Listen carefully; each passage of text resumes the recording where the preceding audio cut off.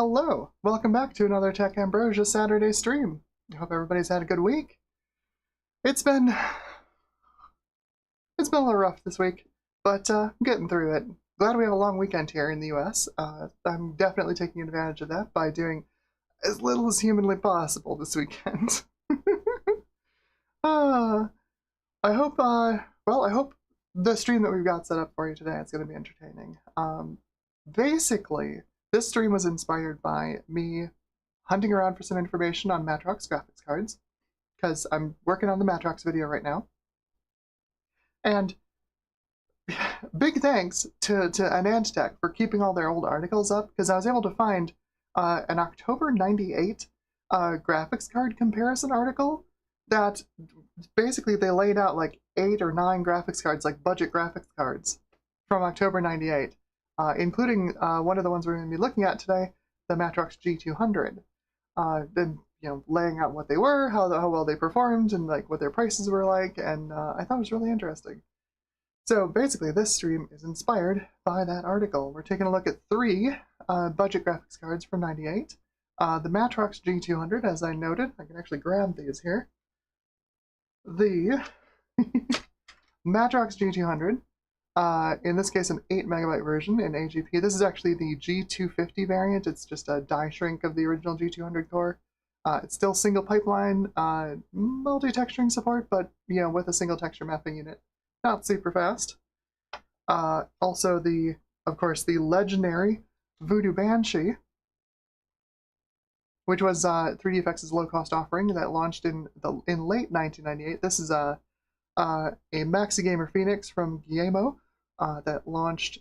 This particular card was apparently sold or inventoried in early 1999, like January 99, which is pretty cool. And last but certainly not least, a new addition to the fleet that I just tested yesterday and it does work, an S3 Savage 3D, which was S3's successor to the Verge. This was their first architecture after the Verge. They eventually evolved the Verge into the Trio 3D, where they fixed a bunch of bugs, but it was still basically the same architecture.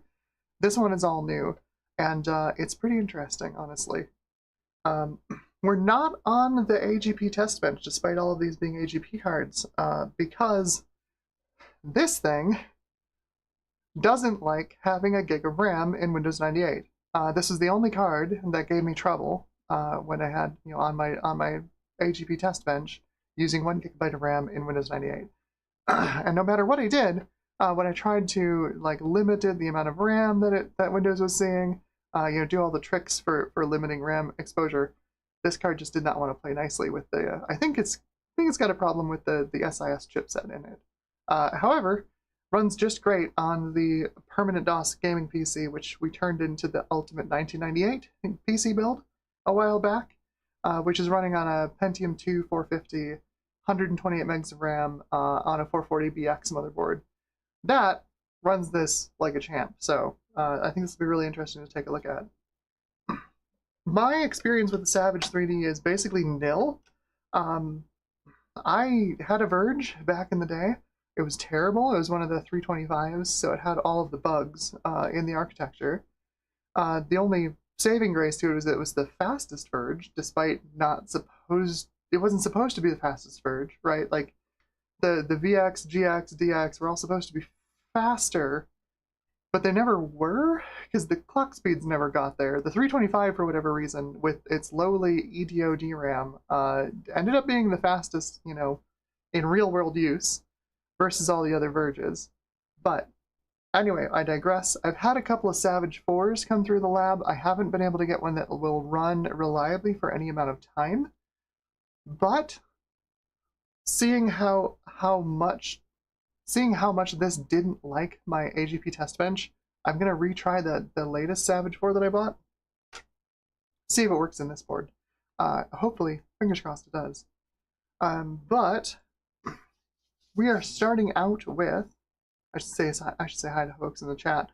We've got Ryzen 9 3900 XTs here. It says, let's go. Yeah, you better believe it. Dave's Vintage Apple Tech is here. Hello, Dave. Hello, welcome to the stream. Starbuck Tech is here. Good evening. Hello, Starbuck. Watsek is here. Hello.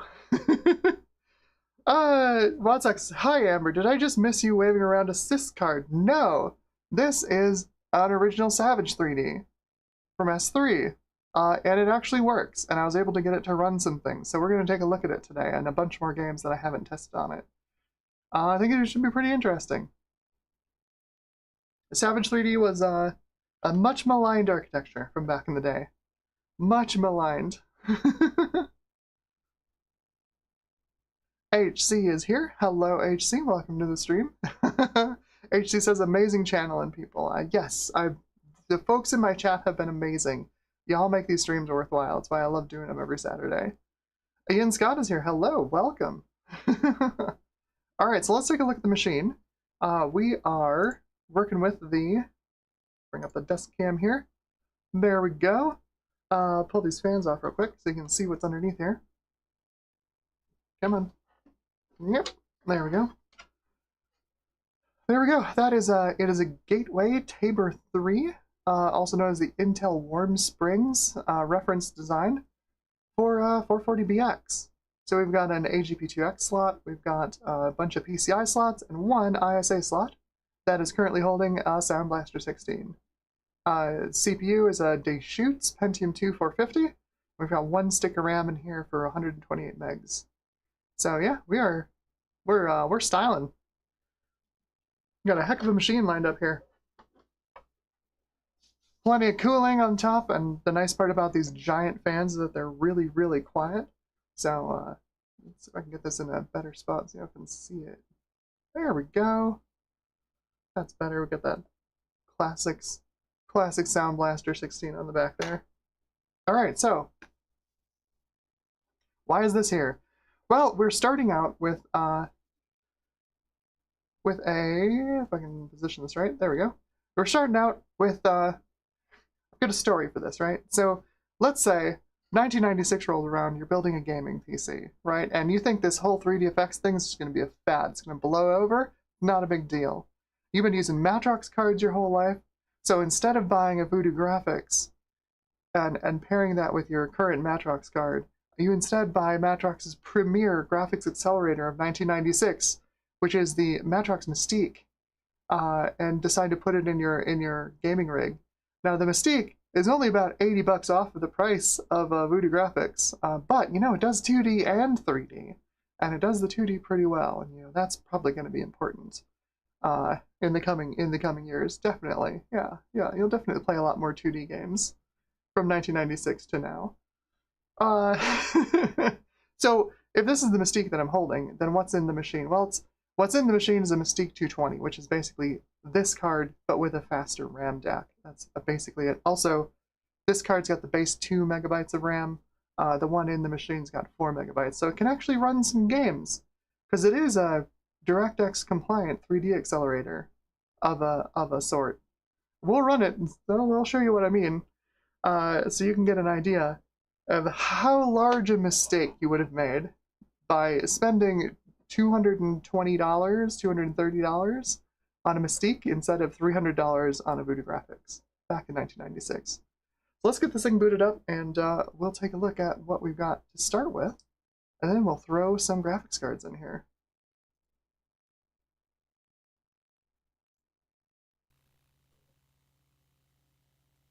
Oh yeah, I love that cow box. How good is that? Remember when computers were fun?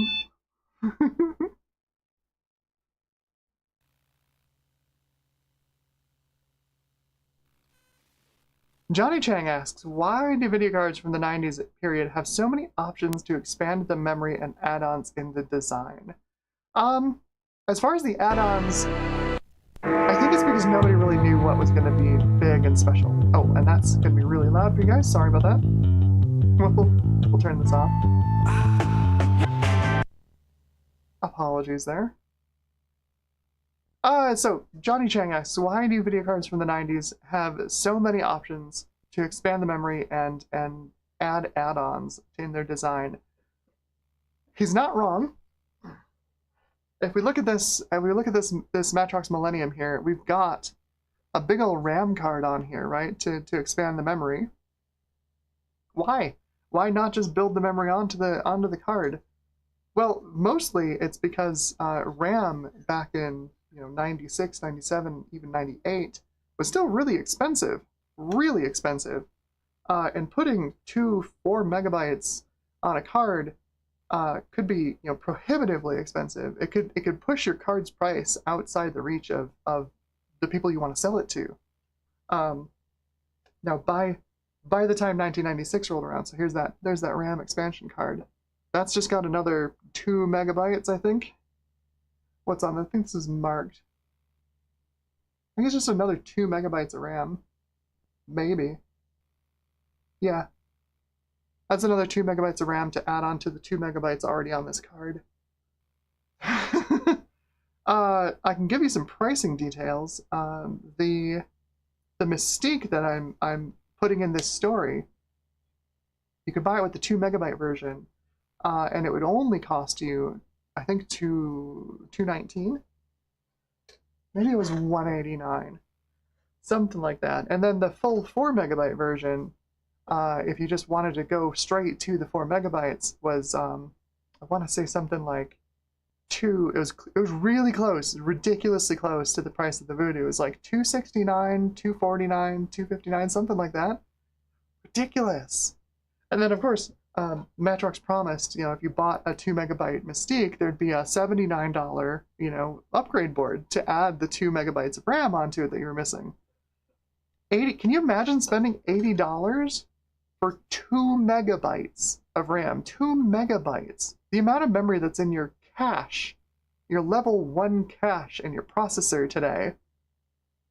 $80 for a card of it. RAM is expensive.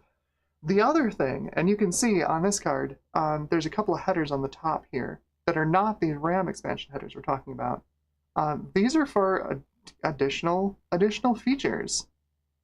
And the thing is, especially Matrox, they made so many just weird specialist cards, and then you could take a number of their cards and turn them into specialist cards. For example, video ingest was a thing that Matrox did, and then later multiple displays, of course, is what Matrox is known for nowadays.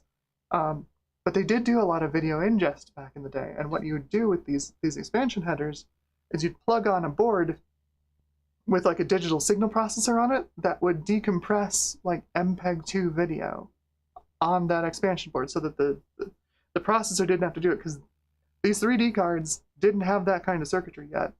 And the other thing was, nobody knew how long these cards were going to last, right?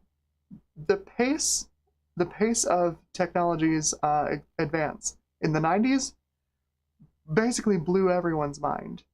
So, Matrox was still designing cards, and a lot of manufacturers still designing cards, assuming that someone would keep this thing for several years, 3, 4, 5 years maybe, and maybe they'd want to upgrade it with something else. Maybe a newer video format would come along in the next 5 years, and you could just plug a card into this that they'd make in the future that could decode that video. It turns out, no. You're going to replace your card in 2 years, and yes, there would be 3 new video formats in the next 2 years, and we just implement them all in software, There's no reason to try and accelerate them on the cards. It was a weird time. It was a weird time. For a long time, you had like classic VGA cards would have like a big edge connector on the top called the feature connector, and that would do similar things, like you do video decode on it. Some of them were for attaching like a light pen, if you remember that from way back then, because you'd want to get the sync pulse signal straight from the graphics card, so you could like tell the light pen where it was specifically on a CRT as the beam went across it. Stuff like that. Legacy, basically. It's all legacy. Like the graphics card market was a particular way, right? When the original PC came out and IBM brought out the CGA card, that sort of kicked off the third-party graphics card market. You got Hercules cards, MCGA, EGA, VGA, and then of course we got 3D accelerators. We got accelerated VGA for like drawing windows faster, and then we got 3D acceleration.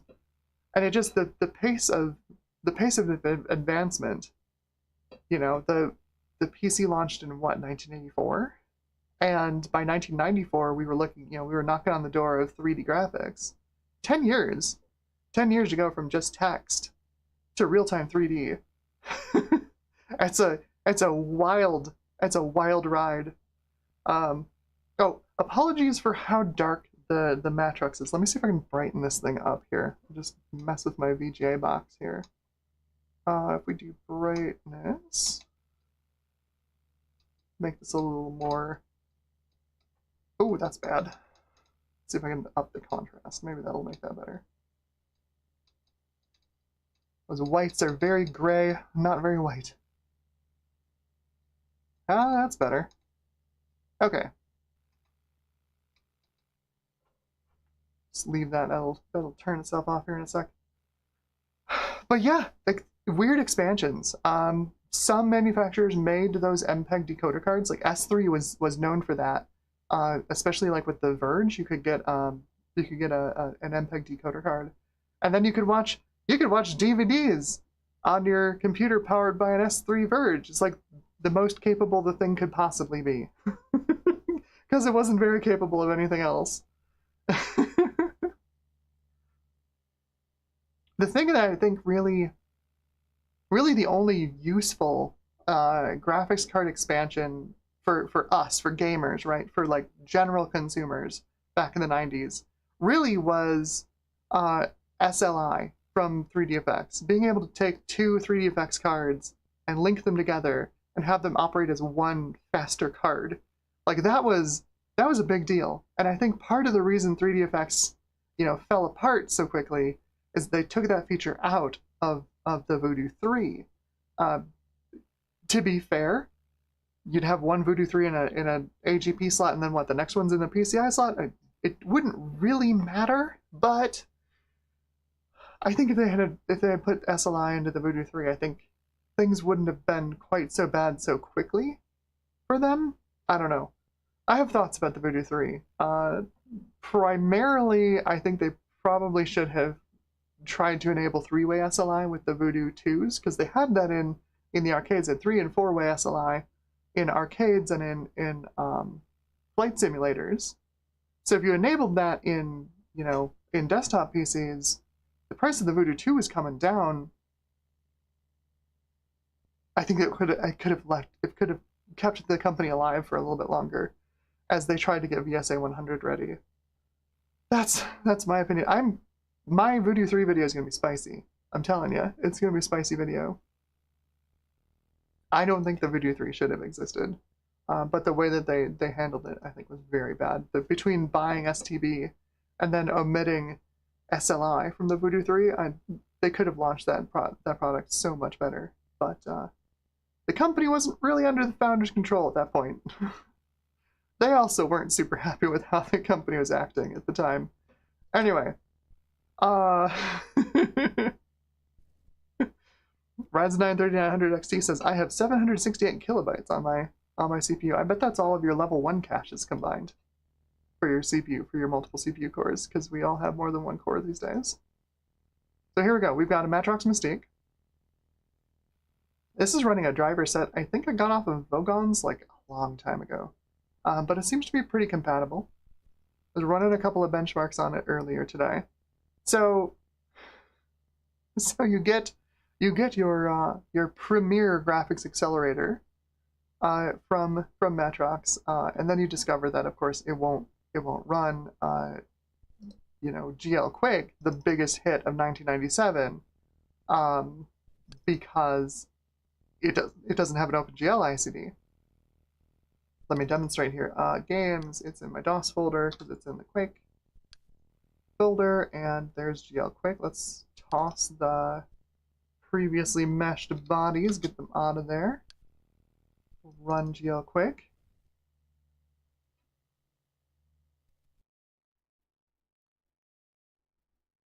Yeah. Oh, that's because I also have a glide library here. Let's get that out of here.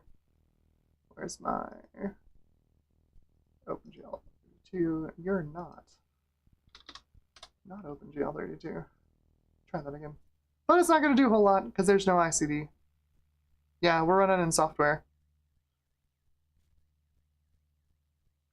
you wouldn't want to play Quake this way. Like this is the frame rate, friends. This is the frame rate you get on software OpenGL.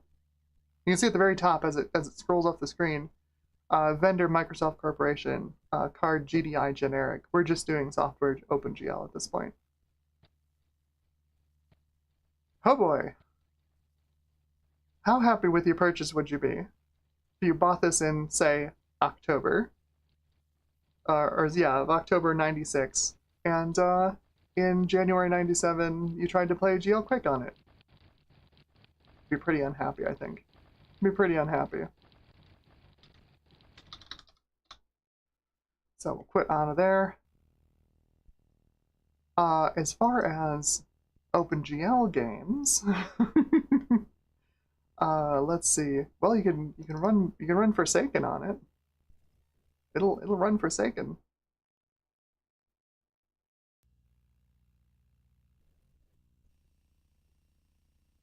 Hey, look at that. That's not running in software, although it sure looks like it's running in software. Premiere 3D renderer from Matrox. Oh boy. Oh boy. Well, let's go set some options.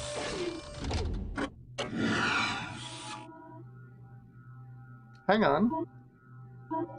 Wait a second. That menu looks familiar. What if we change this resolution down a little bit? Oh yeah, no, that's not real transparency. Hang on.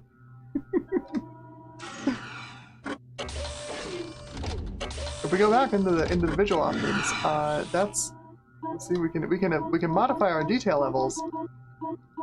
We've got everything turned on. It shouldn't be doing stipple alpha, but it sure is.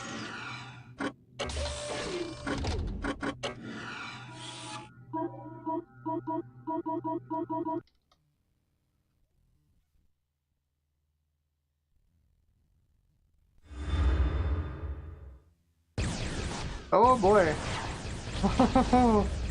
I mean, it's doing it. It's doing it, technically. Things don't look quite right here, though. Yeah, there's no texture filtering. There's no actual alpha blending. The premier 3D accelerator from Matrox Corporation of 1996.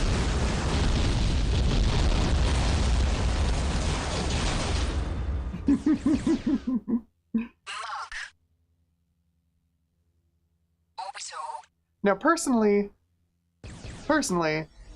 I actually kind of love the Mystique, because this is it. This is what it does. There's no bilinear filtering.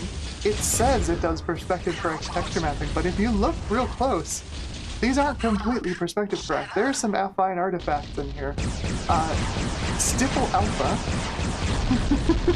Alright, we have alpha blending. It does expose alpha blending to the Direct3D API, but it's not alpha blended. It's just stippled like it's a Sega Saturn, which I kind of dig.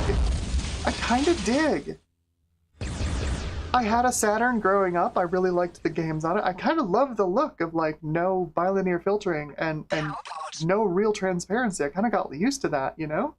Like early 3D, it's what it's supposed to look like in my mind. But like it does do everything else. We've got colored lighting, right? It is definitely hardware accelerated. Not super fast, but it is hardware accelerated. Because we can run games on this that do not have software renderers, right? Like I can fire up Expendable and it'll run. Expendable does not have a software rendering path. Forsaken does, but we're running it in the hardware rendering mode here. I think it's kind of cool. Oh, uh-oh, we've got some texture errors now. Direct3D is having trouble with the texture RAM. Or the card is dying. That's certainly a possibility. But, this is what you would have gotten. Like, this was like second place behind the Voodoo back in 1996. Reasonably performant. Technically, specs were correct. It did actually do all the things it's supposed to do.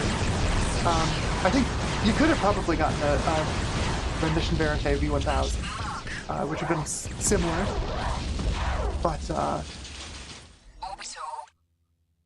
that's certainly something, right? So this is what we're coming from. So let's throw a 1998 graphics card in here.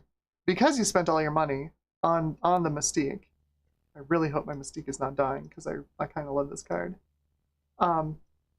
Since you spent all that money on that Mystique, you're buying a budget card in 1998. And as I showed at the beginning, your choices were basically the S3 Savage 3D, the Matrox G200, or the Voodoo Banshee. Now, would you have... I think if, you know, I had made my choice based on brand loyalty and I'd bought a Mystique, I'd be pretty pissed off at Matrox. I don't know if I would have given them a second chance and gone with the G200, but let's say you did. Let's say you did. Let's try the G200 and see how it fares. So let me hop over to the desk cam so you can all see this. There we go. Alright, so I have fans with cables that are too short, but we'll just pop out of the Mystique here.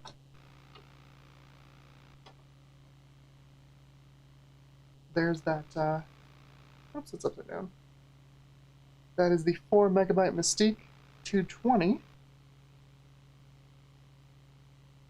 You can tell it's a Mystique because it says it is a 1064, or in this case an 1164, because it's the 220 variant. So if you actually want one of these things and you're looking on eBay, that's what you look for. So G200 identifies itself as a G200. In this case, it's G200A. This is the die shrink.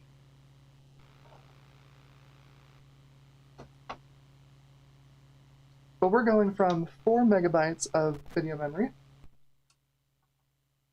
to 8.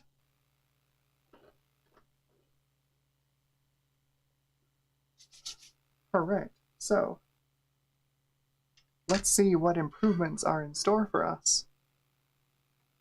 We remained loyal to the Matrox brand.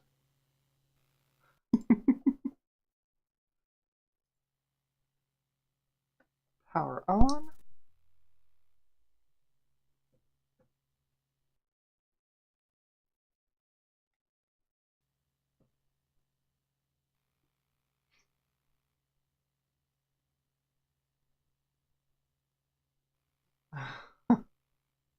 No, I80386SX says YouTube didn't tell me about this stream. I did only put it on YouTube like 20 hours ago, because it's been a heck of a week. I didn't have this up and running or ready to go early this week, because I usually get my streams, I try to get my streams ready to go early in the week, so we can just sit down and go. I have had this card in this machine before, so I'd already picked up the drivers, but we should see. There we go. Yeah, see, it identifies as a G250. It's the die shrink, G200. We go into DX Diag.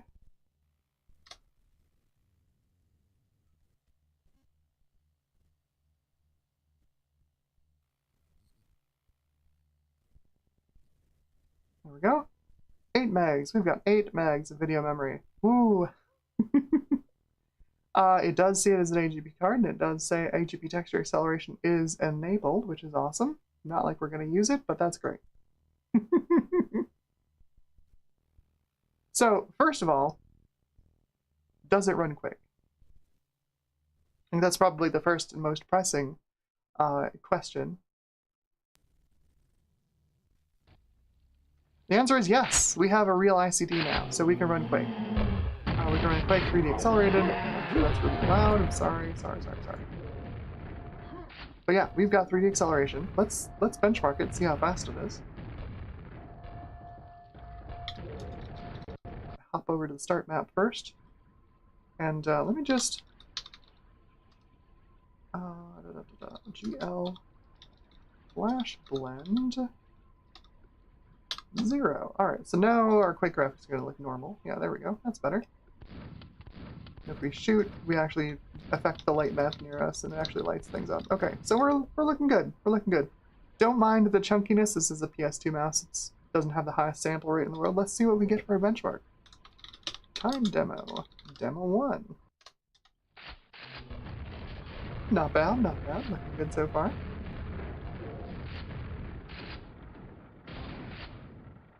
Yeah, Pixel Pipe says, ah, did I miss the G200? No, it is going right now. You're seeing it right now.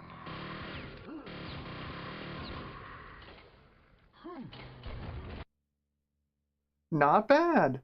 48 FPS. Now, if you tried to run Quake on this machine, in DOS, in software, at 640 by 480, you get about 20 frames per second. So that's a pretty sizable increase in performance. From about 20 to, you know, just shy of 50. That's not bad. That's not bad.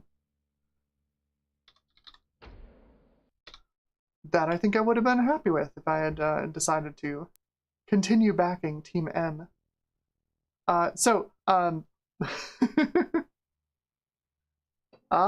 See, Nathan is talking about the G100, which is a card that's the Matrox video that's coming up that I'm still working on, because that is the successor to the Mystique. The successor to the Mystique actually does have bilinear filtering, but it still does stipple alpha. It's wild. It also has multi-texturing support, which is very strange. It's a really interesting card, and I can't wait to cover it. That's coming. I swear it's coming. It's going to be next month. I have to get a video out this month. It's not going to be the Matrox video, unfortunately. There's just too much research to do between now and like 6 days from now. But so far, G200, the G200 is a completely different architecture. It's got bilinear texturing support. We've got alpha blending support. No more stipple alpha. Here, I'll run for a second. I'll show it to you. We've no more stipple alpha finally.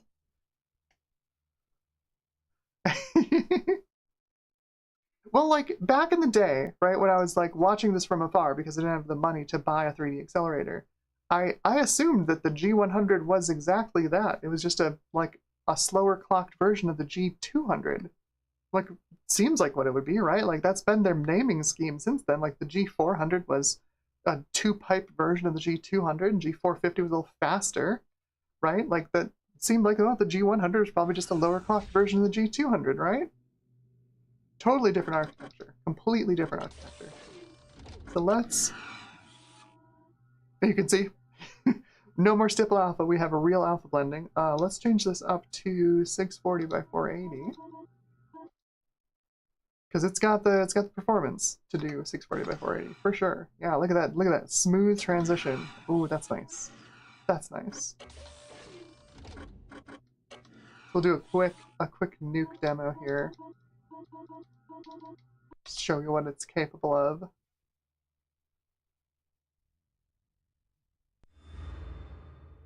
Look at that, buttery smooth. Buttery smooth. The G200, not honestly a bad card. The problem is that it released in 1998, right? Like, this is essentially Voodoo graphics performance out of a card that launched in 1998. We have one pipe, we have one texture mapping unit. It's about the same speed as an original Voodoo. It performs similar to an original Voodoo. It does have nicer image quality, I'll say that. Like, the gamma is always off on a Voodoo graphics. For whatever reason, the SST chipset, the shortcuts that it takes in color rendering, the gamma always looks off. But you know, otherwise, this is basically an original Voodoo in terms of 3D acceleration capabilities, which is great. They've caught up, except that the world has moved on. You know, the Voodoo 2 came out in '98. We're about to test the Voodoo Banshee, which also came out at the end of '98. Matrox, what are you doing? What are you doing? Turns out making 3D cards is hard. Turns out making 3D cards is hard. But like, that's... What does Dankpod say? That's cromulent. Perfectly cromulent. We've got fully correct texture, perspective correct texture mapping now. We've got a nice looking bilinear texture filter. All the other stuff is still there. We've still got our colored lighting. We've still got alpha blending, except it actually works now. It actually blends pixels instead of stipple alpha. Seems fine. Seems fine. Let's see. Let's compare it to the Mystique in terms of expendable. Quit here. There we go. I have results from the Mystique that I did before the stream. Yeah, your eyes do not deceive you. 320 by 240, 25 FPS on the Mystique. When I said it was similar to a Sega Saturn, I didn't really mean that similar, but yeah, no, that's about Sega Saturn performance, honestly. Let's copy this actually and put it in a little file. So we've got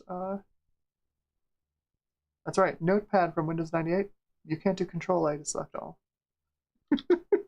Believe it or not. Let's do another Notepad and paste that. We'll save this on the desktop as the Mystique. Mystique. 320 by 240. Okay, because we're going to overwrite this when we test the G200 right now. And I'm feeling brave, so we're not going to test it at 320 by 240. We're going to test it at 640 by 480.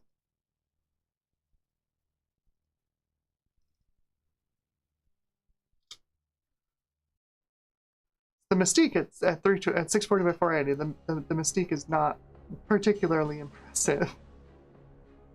I don't know if it even gets the 15 FPS at 640 by 480. It's bad. You're looking at 9-ish frames per second a lot of the time. So clearly, G200 is a much better architecture. Vast improvements over the Mystique. Not just in image quality, but also in terms of performance.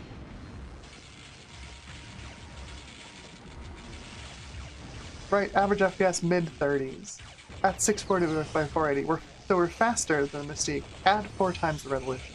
Right, 4 times the number of pixels on the screen. While also doing the fogging correctly, getting all of the alpha blending correct, and all of the textures are filtered and perspective correct. Yeah, it's not bad. It's definitely an improvement.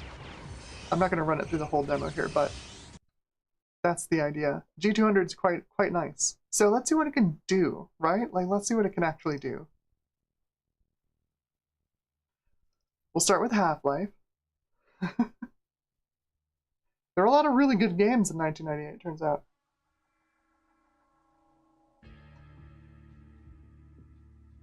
Who'd have thunk? This is the Half-Life Uplink demo. If I can get this to go past these credits here. Barosa24 says, hello, I'm late. Not a problem. Thankfully these do get recorded and saved as VODs. So if you missed anything, you can always go back and watch. There we go. Get past all of the please buy me stuff. So, let's configure this first. Video modes. There we go. So we're going to do OpenGL. Yes, thank you. I don't want to open a website.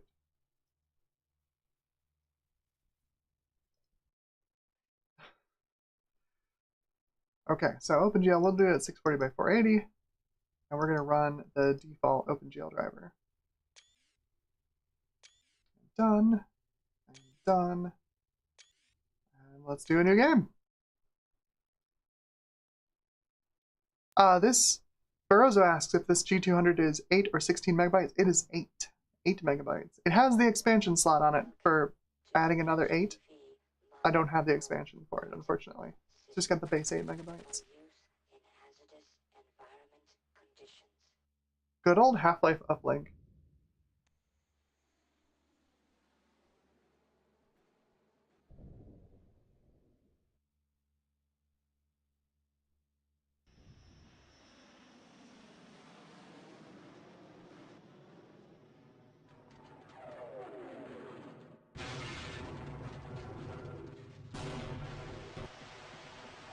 Looking pretty good, honestly. Like, it's running pretty well. This mouse is very slow. So we can get down to safety. I'm sorry, but those doors will not open until we send the all clear. So we've got our colored lighting is working. I would love to do that. We've got our little billboarded. It's not really bloom point light thingies going on here. That's working fine. Texture mapping looks good. We have a functional OpenGL driver at this point, which is great, right? Like, you can actually play games on a G200, which is pretty nice. Let's make this mouse faster because it's awful. It's under advanced controls. Sure, okay. Oh, the old Half-Life UI. Man, oh man. Oh, that's much better. Okay. Barney's gonna open the door for us here. But like, yeah, you know, things are working out alright here. I realize that moving around with the mouse, not great. Because it's, like I said, it's PS2 mouse. It's a little... The sample rate's a little bad on it. But like, we're doing pretty okay job here with texture filtering and alpha blending. That's not terrible. There's a couple of precision errors there in the wall texture, but it's overall not bad at all. Very playable. Very playable. I'll stay here and guard this area.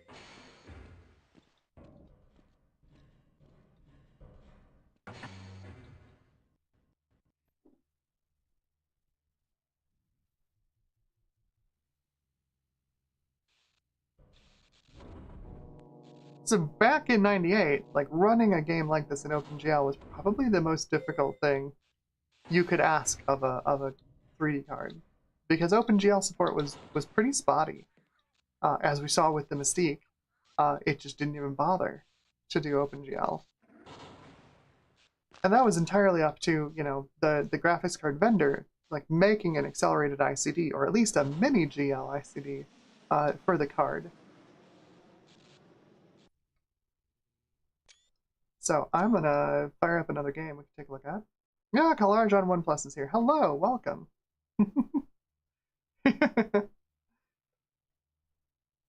See, I put my stuff on to charge like 3 hours ago. See, I'm all set to go. We've got, I teased this one on Mastodon, but we've got Monster Truck Madness 2 here, which actually does run on the Mystique, surprisingly. I should have shown it, honestly, because it's kind of great to see it run in non-bilinear filtered magic.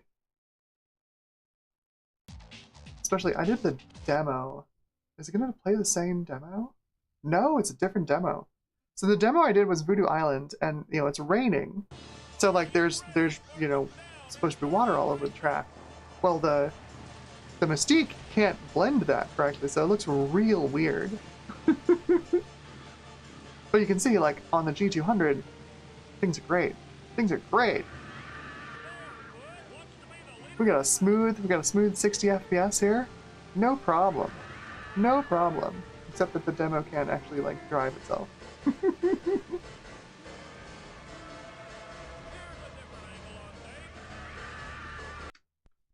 Now this is not doing... I thought I told it to do hardware acceleration. Oh, yeah, no, I know why.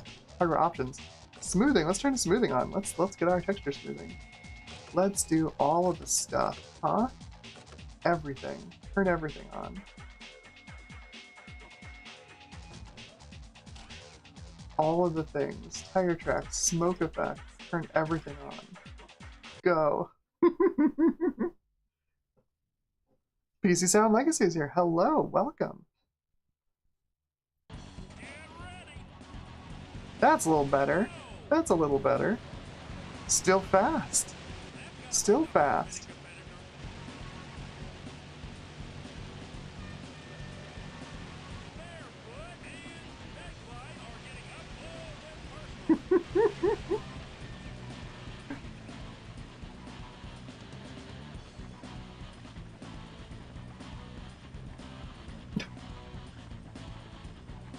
You get transported back onto the track. Yeah, we've got you know, reflections. Is that actually a cube map, or is that like... Is that just doing weird things with like the vertex lighting on these trucks? I don't even know. It looks like it is a cube map. Because it kind of looks like some like Photoshop cloud effects, like as a texture, just sliding around the truck. And that might be it. That might actually be a cube map. Wow. Look at that. But yeah, Monster Truck Madness, not a problem for the G200. Not a problem. No worries.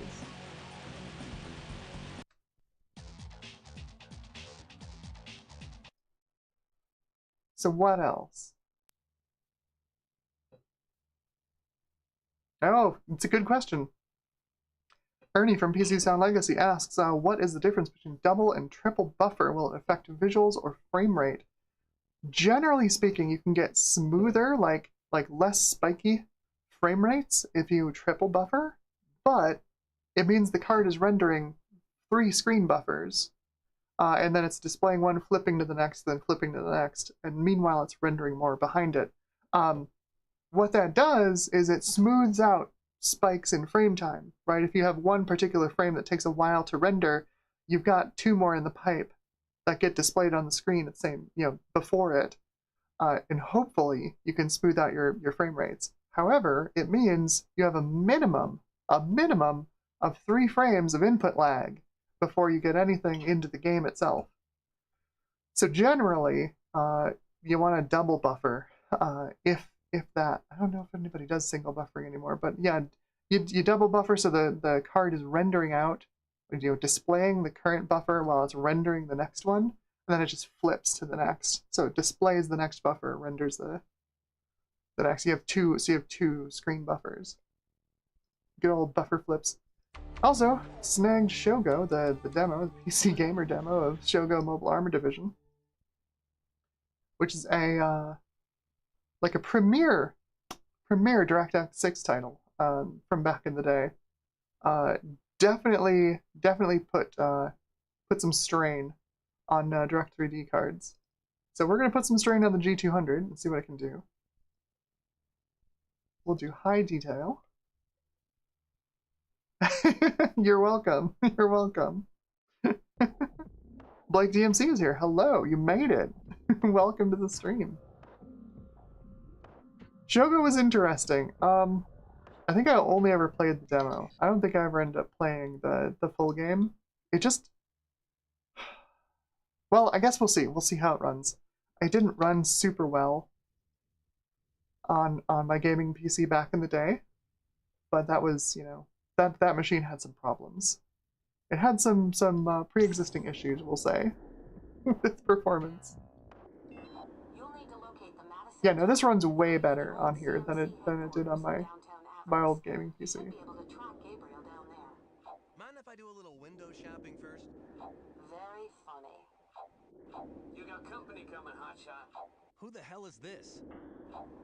So back in the day, I've tried playing this on my Voodoo Banshee with a K62 350, and oh yeah, no, that feels about right. It's a little bit of a weird feel. Oh, what are the controls? Oh god.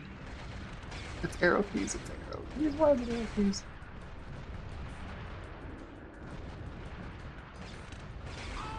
Why does click not fire? Okay, I might have to go check my controls first. Click certainly seems to not fire anything.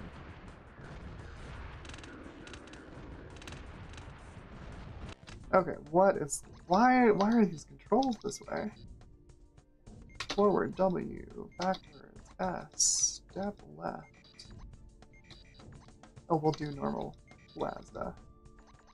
For all of you watching, you have to see my weird key layouts. Run fire left control. Let's do click. Can I do a click? I wonder if there's a mouse setup. Good mouse. Mouse look sensitivity. Turn down smoothness. That's probably my issue. There you go. Left button. Unassigned. Why would we put anything on left button? That's silly. Why would that be? Oh my god. Games have evolved. Games have evolved from here. Is there a secondary fire? Fire Air jump, double jump, Darkness weapon.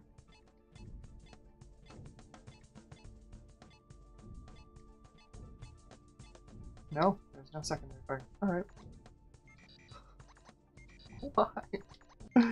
Why? Oh, yes, thank you.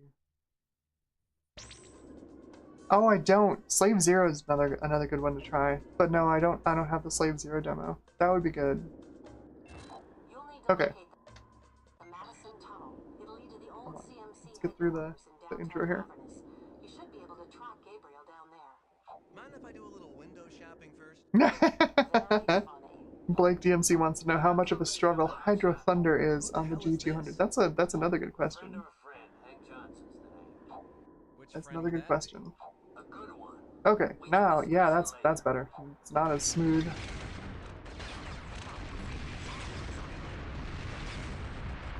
So you can see why it can be a bit of a struggle for direct-to-video graphics cards of today. There's a lot of alpha blending going on. Quite a bit of stuff on screen.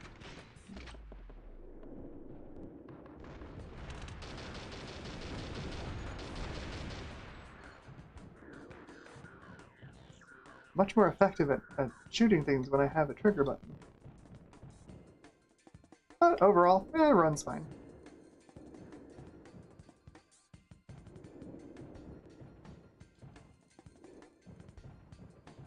Honestly, actually, that's not terrible.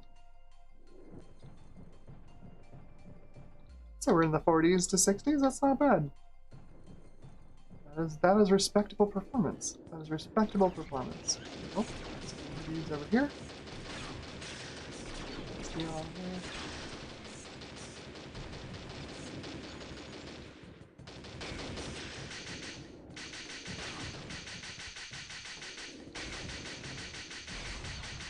That is some armor on that one. Dang.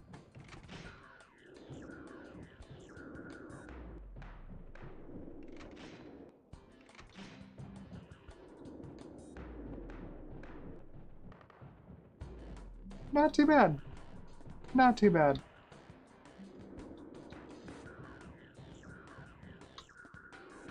I don't think they were super similarly priced. But the next card we'll test is the Banshee. Let's at least run this through Unreal Tournament.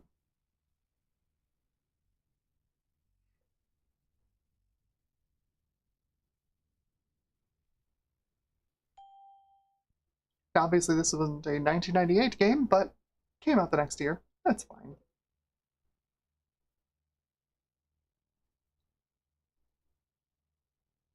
Uh-oh, we've got an error. Why do we have an error?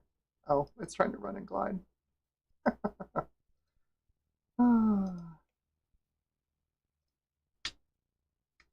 What is the command to make it force video card selection? Do minus safe mode? I don't remember. One sec. Some quick panic Googling.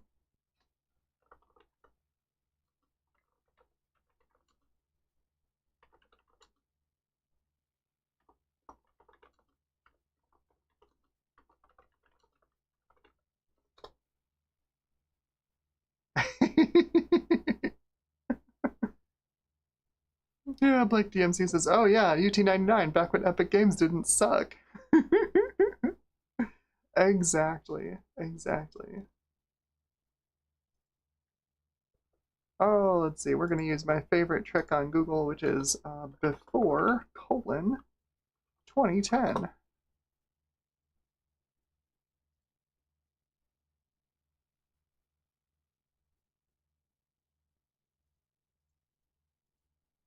Got some console commands.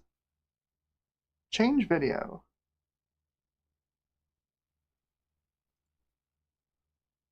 Let's see if that does it.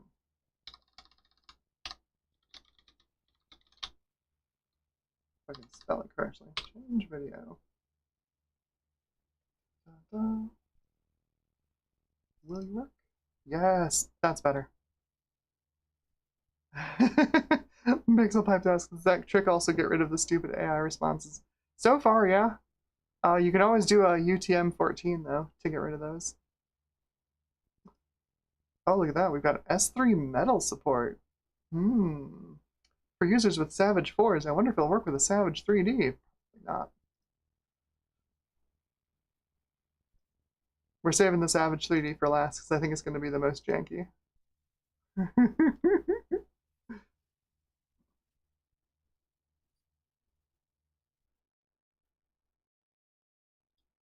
Hey, look at that. We have got a functional game.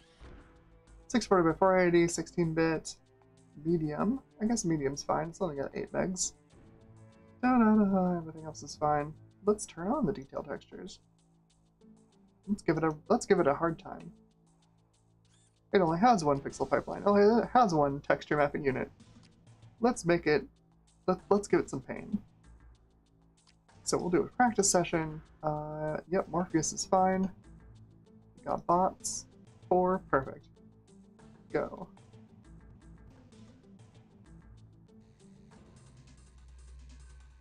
That's not bad. That's looking pretty good. Oh, spawn in and it gets a lot slower.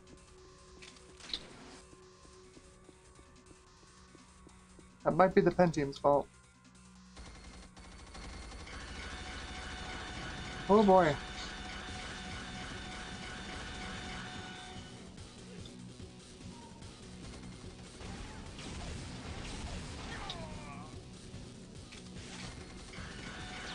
Graphics quality is not amazing here.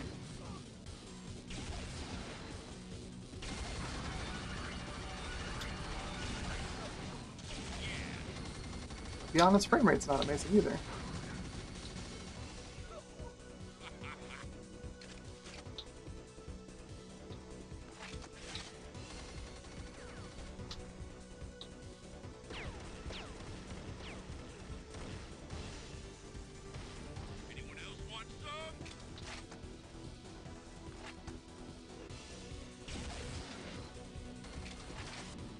You know what? Unreal Tournament on Direct 3D. It's always so bad. It's so bad. I think we've got no light maps. It looks like it's running vertex lighting. I mean, Morpheus isn't exactly a beautiful map, but I think we're missing some things here. Do we have an option to turn on light maps? No, Direct 3D. Nothing in there. Oh, this game in Direct 3D is not amazing. Not amazing. Alright, so that's pretty chunky. That's pretty chunky. G200 kinda meets its match on later games. So what if you got a Voodoo Banshee instead? Then what are you looking at? Let's find out. What if you went from your beloved Matrox Mistake and decided maybe this 3D effects thing isn't actually a fad. Maybe I should get one of those accelerators. You said, I'll get the cheap one. Because I blew so much money on my Matrox Mistake.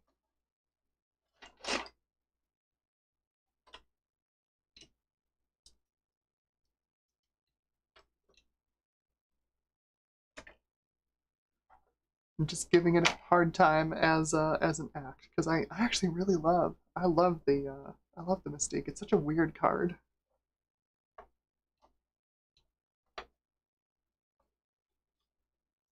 All right, so plug in our VGA. This is our beautiful Maxi Gamer Phoenix. Fire this thing up, and away we go. Garth Beagle is here. Hello, welcome to the stream. You've joined in time to see the Banshee. It's 3D effects time, y'all.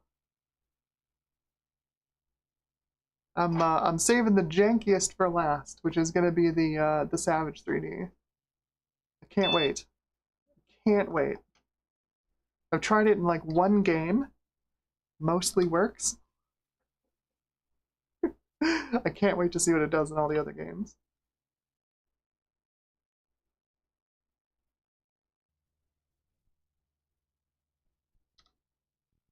Okay. I think I've got the Banshee's drivers expanded out in my install directory here. Pretty sure. Let's do... We'll do the vendor drivers first. This is what you'd have when you bought the card.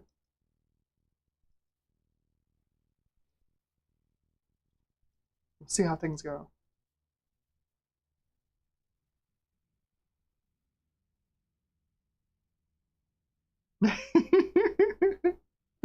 Blake DMC just wants to see everything run Hydro Thunder.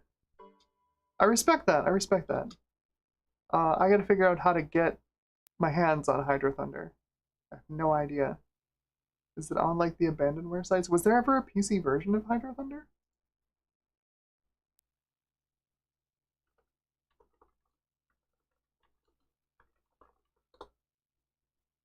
There is a Windows version of Hydro Thunder. Came out in 2001.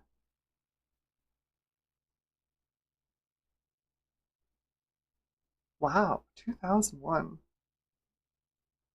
I'll bet that doesn't have any glide support. Oh, maybe it does. 2001. No way. That must be a re-release. That's so late. Thunder Windows original release. Because it was sold out software, like it's gotta be a re-release. No. According to Wikipedia, that's... No way. Came out in the arcade in February 99. I remember that. Played it a lot in the arcade. It was really good. Dreamcast in September. October for the EU. Then the N64 and the PlayStation got versions in 2000. And yeah, the Windows release was Euro only in 2001. Interesting. This might be a game I have to add to my benchmark list. I think I would like to see the Clarjon says Hanabi says hi. Well, say hi back to her. Hello, Hanabi. Because I kind of wonder how that will run on... It's 2001. 2001. I wonder how it'll run on the Voodoo 5.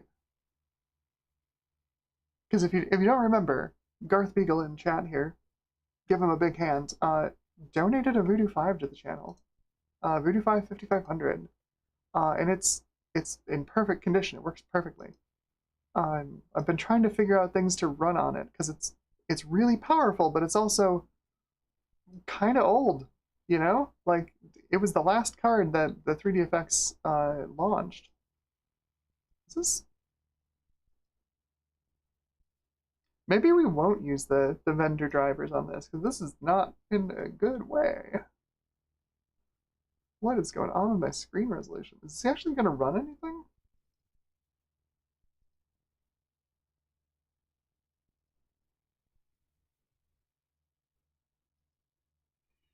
Seems like it.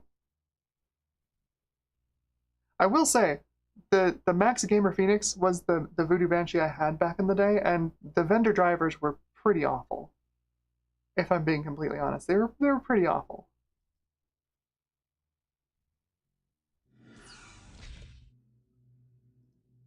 I have a mouse cursor stuck on my screen now. Options, visuals, yeah, things are looking alright. Everything turned on, okay. No issues here, but like, Banshee's gonna be so much overkill for this game.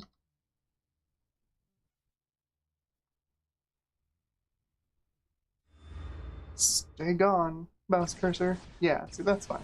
It runs just fine. We should be able to push this up to probably the Banshee's max res, I think. This is a super easy game to run. Spoiler alert. The whole reason the G200 had a good time in this game is it's super easy to run. So let's go options and visuals, and we're gonna turn up that resolution. Can't. I'm gonna change the drivers out. Fender drivers are terrible. These are absolutely awful. Do I have? It's a showcases folder. Where's my install folder? Drivers, 3D effects. Do I have these expanded already? It's a 1.02. That's Banshee Final. 1.04. Let's do that. Let's do that. So we'll go Properties, Device Manager. There's our Max Gamer Phoenix. And we'll update the driver. Display list. Tab disk. Browse. Install. Drivers. 3D effects. Banshee Final.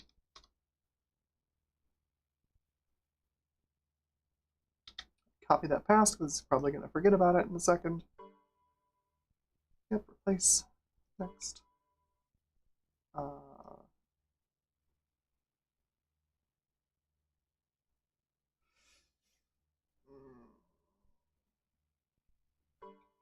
No, let's do a full replace. Get them all out of there. Out, out, out, out. Yeet!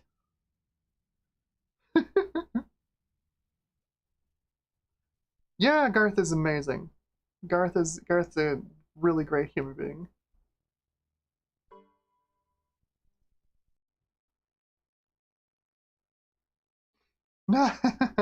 PC Sound Legacy said I had a Banshee in my Celeron 400 PC back in the day. I was quite happy with it. Banshee was a really reasonable card, honestly. I was kind of a shit back in the day when I got this thing, because you know it wasn't a Voodoo 2 and it wasn't a Voodoo 3. It was a cheap Voodoo. It only had one texture mapping unit. Darn it, I wanted two. Looking back on it now, as you know, a mature adult, the Banshee is fine. There's nothing wrong with it, honestly. Sure, it only has one texture mapping unit, but like, it didn't matter. You just run your games at 640 by 480. We were still gaming on CRTs back in the day. So like, just, like I've said a couple of times before, you can lower the resolution on a CRT, and you don't lose clarity, right? Like, it's still sharp. No matter what resolution you're running it at, it's still sharp. You lose pixels, you lose resolution, right? So like, things in the distance are now made up of fewer pixels, but you don't get, there's no blur, right? Like you get with LCDs nowadays, there's no blur. When you, what is going on with this thing? Why is it giving me, oh no. Oh, I bet that's why. That's why. So I've got Matrox Power Desk in here, and it's doing bad things. Let's set this to, come on, there we go. Refresh rate, adapt to default, apply, yes. Yes. Because I want 800 by 600, 60 hertz. You gonna do it for me? Yes, that's better. That's better. Hooray! We have resolution again. Ah, oh, jeez. Windows, Windows, Windows! Okay. It's always something, I swear. So let's run Monster Truck Madness again. So we already did that one. Saw that it ran just fine on the G200. We've already got everything set up to max. Perfect. DirectV, complex, everything's turned on. Hardware options, everything's on.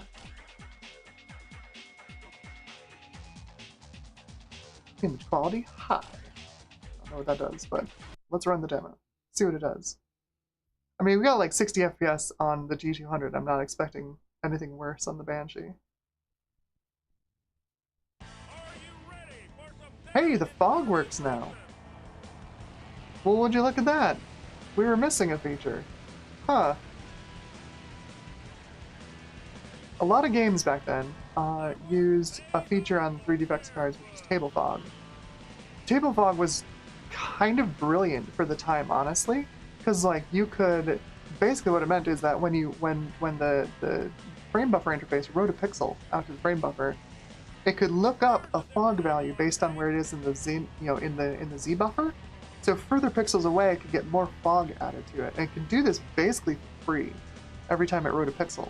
So you could just define a fog table and say, from this distance to this distance, from this distance to this distance, we've got a fog gradient. You just define values for each Z distance. And then the frame buffer interface just looks that up every time it draws a pixel, and you have automatic fog. Automatic fog! Totally free. Piece of cake. Easy to do. Surprisingly, not a lot of graphics cards actually supported it for a long time. I think NVIDIA didn't support it until the GeForce FX, I think? Something like that. It's really weird that it didn't support, table fog. It's literally one of the easiest fogging routines to do, and it wasn't there. It just wasn't there. But yeah, it's running pretty well. Let's get a more interesting demo on here.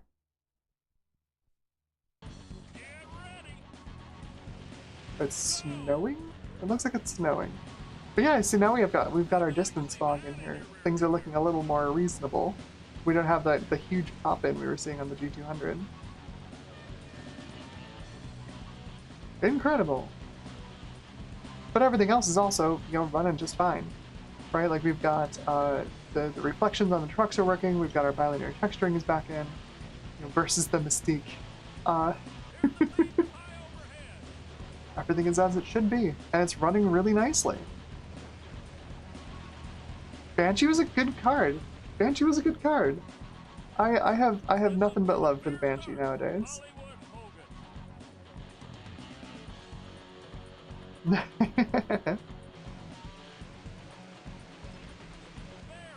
So we're looking good there.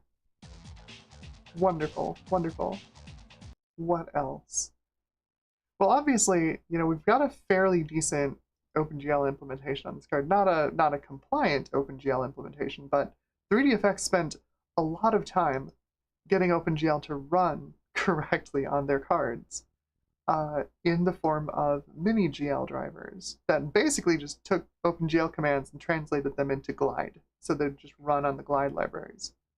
So of course, Quake works on here, obviously, but like, you can run things as new as Quake 3 on a Banshee just fine.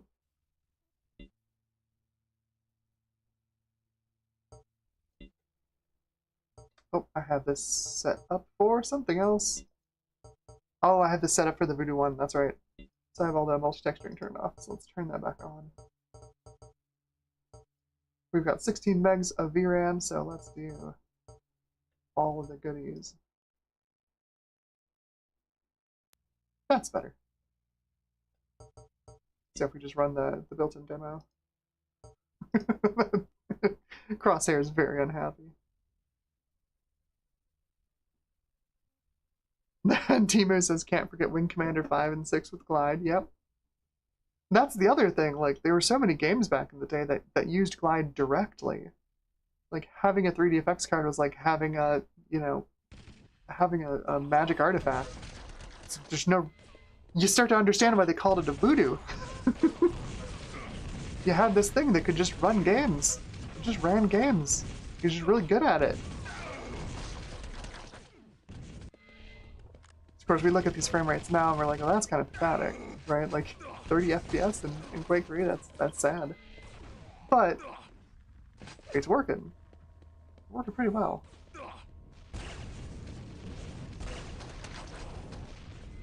But that's that weird gamma I was talking about. The gamma on this is all wonky.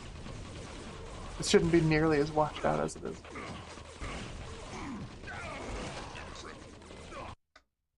So, the stuff that we actually ran on the G200, let's run it on this card. So we did a little expendable on here, right? I was gonna run Forsaken at 800 by 600. Now that I've got the monitor fixed, I think we can do that. So let's do generic. We'll say it's just a normal direct 3D card. So those selections in the Forsaken launcher don't actually do anything like concrete. They basically select configuration files that say like, here's your maximum, your maximum texture size limit. Here's what font to use in the menus. Here's your maximum resolution, stuff like that. Or like, here's your maximum texture memory size, no matter what the card tells you. In the case of like a Voodoo 1, where it has 4 megabytes, but only 2 megabytes is good for textures. So let's set our screen resolution to 800 by 600. And we will run our demo, which should run just fine.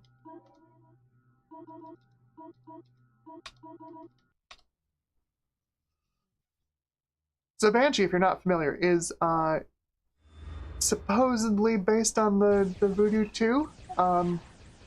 It's sort of a single chip implementation of SST with a 2D core built into it. It's actually a really competent 2D core. But I liken the Banshee a little more towards Voodoo 3. I think the Voodoo 3 is basically an evolution of the Banshee. I don't know that. That's me making hypotheses. But suffice to say, it's a classic Voodoo in a single chip, and it's got one pixel pipeline, it's got one texture mapping unit in that single chip. So performance in general is lower than you'd see on like a Voodoo 2. But we are running at a slightly higher clock speed than a Voodoo 2. So Voodoo 2 in stock speeds runs at 90 megahertz. You've got your one FBI chip that does, pixels, it draws pixels on the screen, does the frame buffer management, talks to the PCI bus, does that kind of stuff. Does that table fogging I was talking about. Then you've got the two texture mapping units over the top of it. Remember, you got the 1 and the 2. And those have their own separate banks of video memory. Banshee is all unified. It's all unified video memory, like the Voodoo 3. And of course, your two texture mapping units mean you can pull 2 textures out of VRAM at the same time and send them to the frame buffer interface for drawing. So you get single pass multi-texturing out of it for 2 textures. And of course, you don't get that with the Banshee. It sort of makes up for it. Like the line, of course, is always, oh well, it makes up for it with the higher clock speed, but it's only 10 megahertz. Like, let's be realistic. What it basically amounts to is you have an original Voodoo graphics that's twice as fast, because the original Voodoo graphics ran at 50 megahertz, and it was also one FBI, one TNU. That's sort of the way I look at it. Which honestly isn't that bad. Like an original Voodoo running at twice the speed, it's not bad. That's a pretty competent card.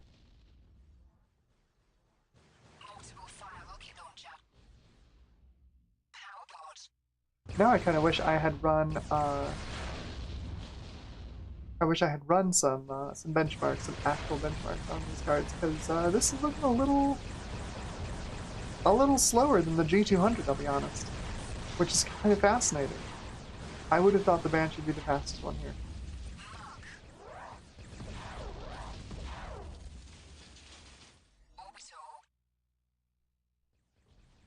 Maybe we'll do that. We'll do that at the end.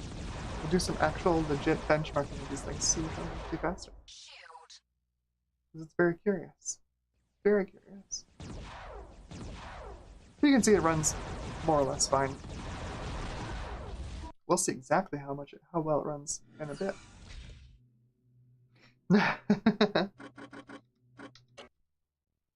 And the nice part about Unreal Tournament is now we can use Glide.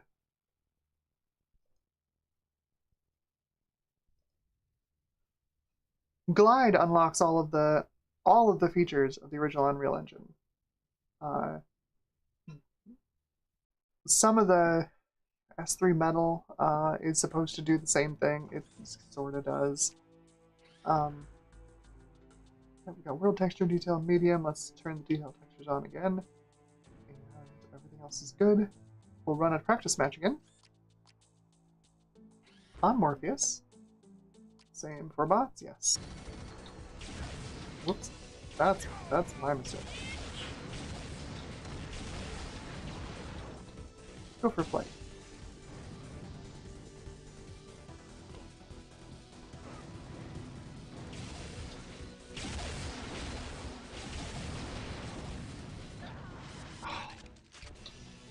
Yeah, that's fair. That's fair. You got me. Just pick up all my stuff. This is significantly better. This is an actually enjoyable experience. It's a little pokey looking at the middle, but I'm not entirely sure that that's the graphics card's fault. Running on a Pentium 2 450.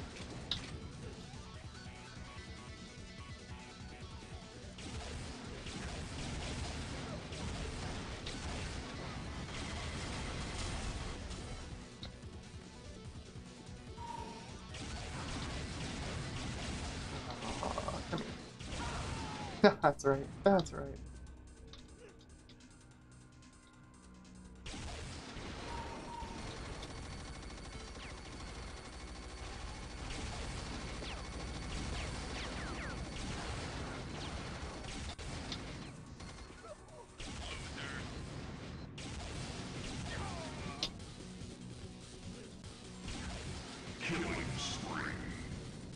See, this is alright. This is enjoyable. I actually get some can actually get some fragging in.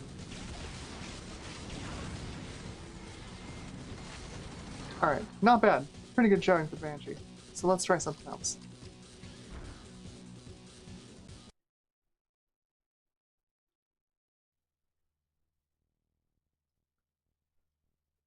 Oh, yeah, sorry about the stream. We have dropped some frames, so it's probably my ISP being Comcastic as usual. Apologies. Let's run some Shogo on here. Set our options. We've got Direct 3D, primary display driver, and go.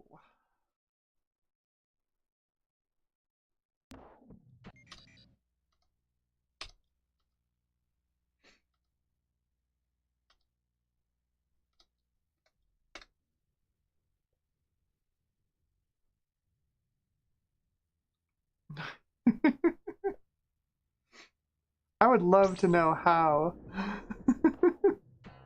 I'd love to know how 80386SX, your Comcast has no issues. I've had nothing but problems since I switched them. Of course, I can't switch to anyone else because it's a local monopoly. Mind if I do a little window shopping first? Very funny. You got company coming, hotshot. Who the hell is this? Yeah, Shogo was a little weird. Timo says this is an odd game. Which friend It was a little weird. It's a little weird. I'm not gonna lie.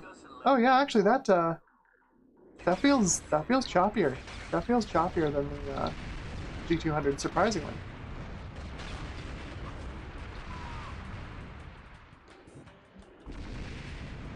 That's a more noticeable frame dips, drops, whatever. With this rocket launcher. Banshee's having a bad time. Kind of surprising.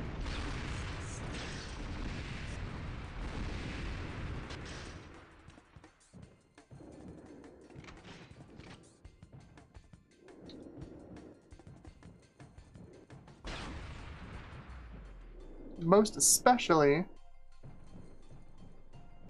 Who's shooting? Who is shooting me? The frame rate feels really uneven. Like the drop when looking across the block here, the city block, it feels a lot worse than it felt on the G200, which is really, really interesting.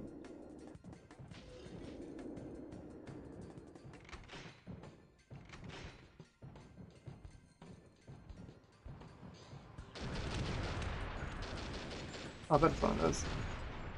Tanks. Who brings tanks to a mech fight? I feel like there's a saying about that.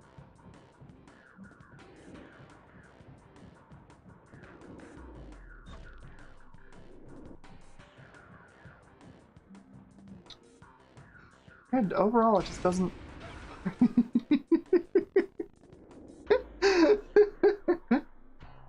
That's probably a good place to end that. It's surprising. Surprising it doesn't feel great. Oh yeah, Mech Warrior. Oh yeah. Yep. Star Siege. Star Siege Tribes. Anybody else here play Star Siege Tribes back in the day? I played that like crazy. I was looking through the list of games from 1998. I'm like, wow, there's all these great games that I just kind of slept on. Why? And then I saw Star Siege Tribes also released 1998. I'm like, that's why. I sunk all of my time into Star Siege Tribes online play. Oh, it was bad. Oh, it sucked out all of my time.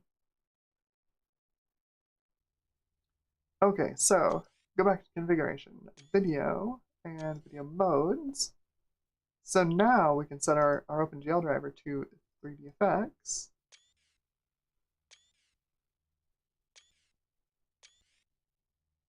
And we'll restart the game at the start.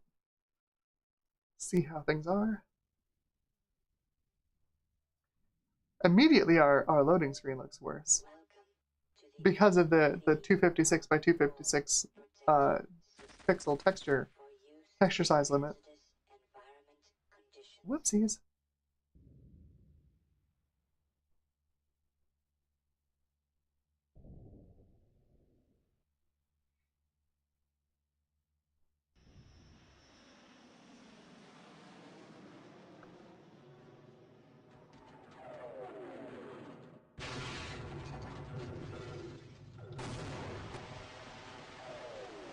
Oh boy, but does this run smooth? This is way smoother than it was on the G200.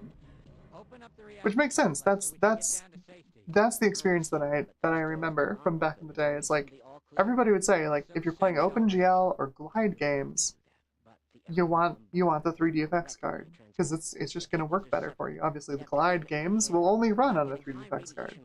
But if you have a Glide option for the game, it's usually faster. And that definitely seems to be what we're seeing here with Shogo being so laggy, and then yeah, Half-Life is so smooth. Look at how smooth that is. That's not bad at all. How's our alpha blending image quality over here? Looks pretty good, honestly. I think it looks a little bit better than the G200, honestly.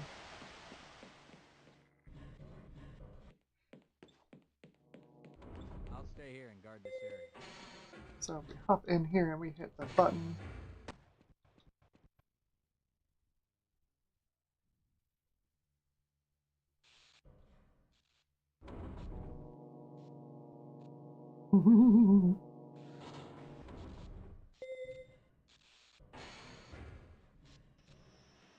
Yeah, oh, yeah, there we go. You remember on the G200, you couldn't see through this window.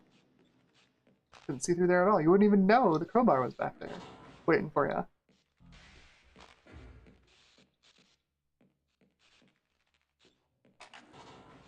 So we're already in better shape by playing on a 3D effects card. It was weird. It was weird that there was this weird dichotomy between the 3D effects accelerated games and the not 3D effects accelerated games. It's interesting. All right, so let's do some benchmarking. Let's quit, yes. Let's do, I have in here. Quake 2, yeah, I suppose I can do Quake 2. I don't think that G100 or that G200 is going to run Quake 3. I think it's going to have a real struggle with it. So let's do two things. Expendable for direct 3D benchmarking and Quake 2 for OpenGL Glide benchmarking. So let's set our, we'll do 640 by 480. Give them all a fighting chance.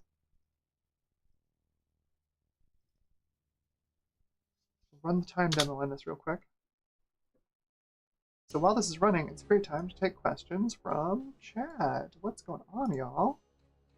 What is going on?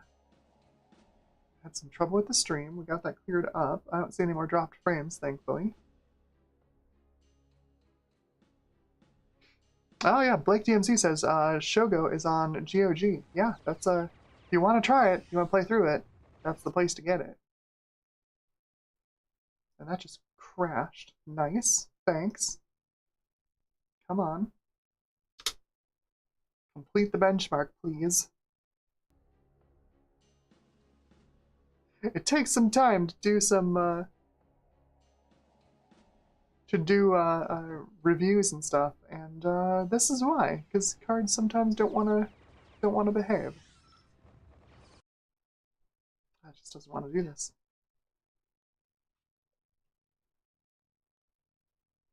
I wonder why. The big fat fan on this thing. Is it too warm? It's pretty warm. It is pretty warm. Needs more fan, I think. That is ridiculous. These voodoo cards get hot. You forget how warm they get. Let's...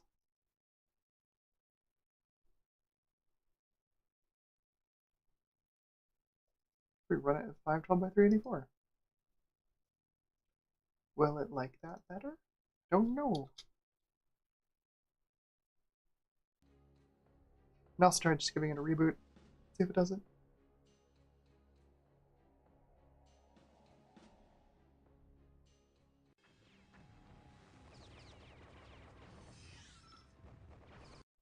Nope.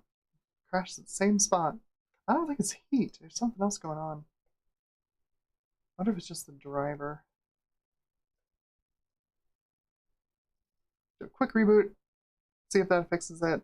If not, I guess the Banshee fails the direct 3D test, which honestly, that's fitting. That's fitting for a 3D effects card. They were never very good at direct 3D.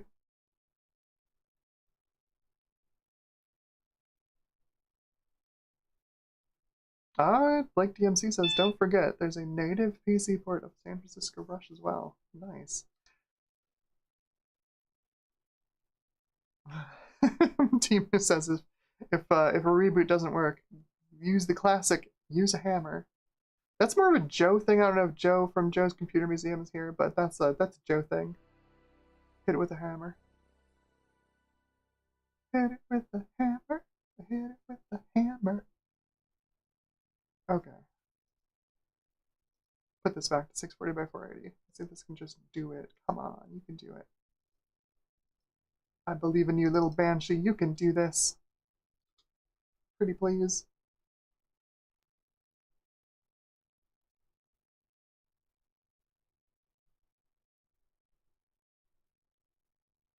Wow, it's worse. Rebooting, it gets worse. Really? I just locked up the whole machine. Okay, fine.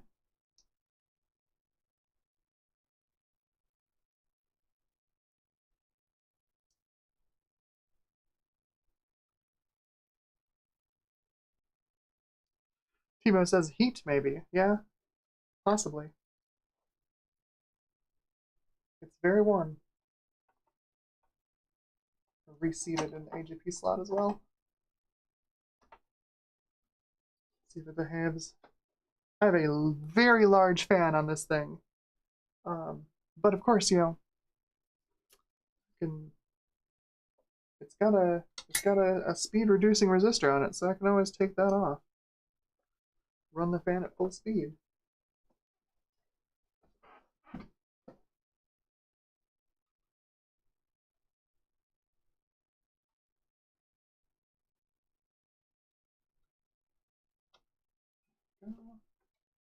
Can't quite fit it on there, but that's fine. Clip on anything. That should be fine. That's not janky at all. Not janky in the slightest. That's fine. Alright, let's see what happens if I... Much louder.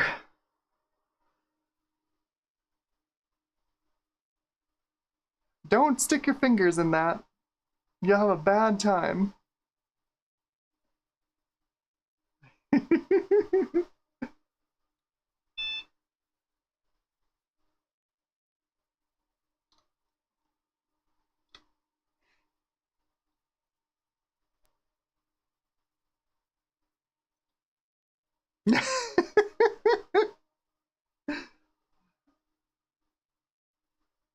Garth has put a link in the chat to hititwithahammer.net. That's amazing. If that does what I think it does, that's incredible.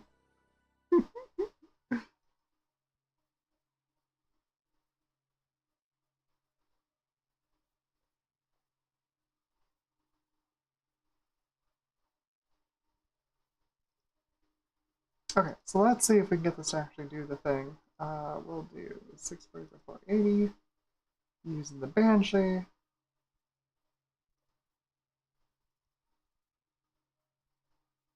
Come on, baby.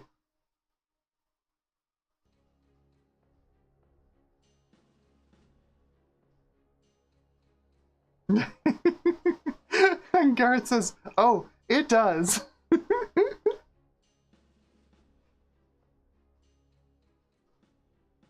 Come on, little Banshee.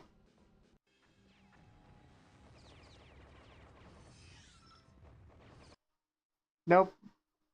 Still crashes, same spot. Alright, well. Oh, bummer. Bummer, bummer, bummer. Let's do a quick Quake 2 on this thing.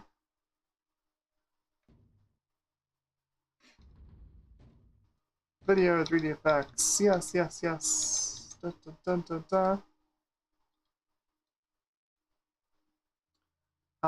Time demo 1. Map demo1.dn2.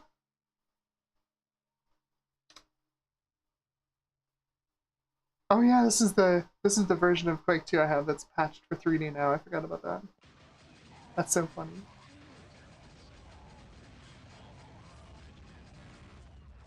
It didn't do a whole lot. Patching it for 3D now didn't do a whole lot. Ah, 69 FPS, nice. Alright, so we've got 69 FPS. Excuse me, in Quake 2. Let's make this is 3D FX Banshee 640 by 480.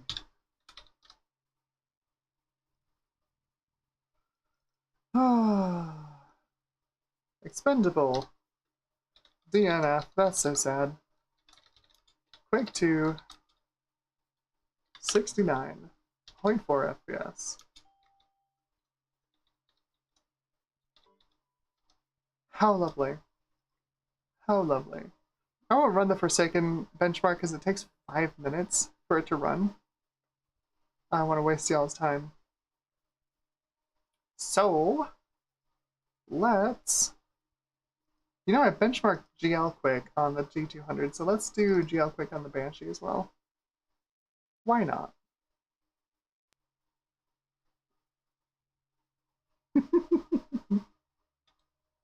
Did the same thing too. Map, start. I think we've got GL Flash Blend already turned on. Flash Blend. Yep, sorry, already turned off. And plus and look, just to get a feel for...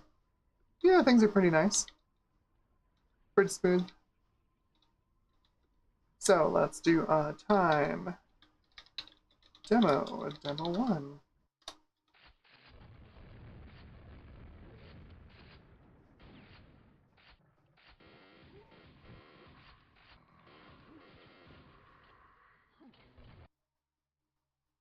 $83 FPS versus 448 for the G200.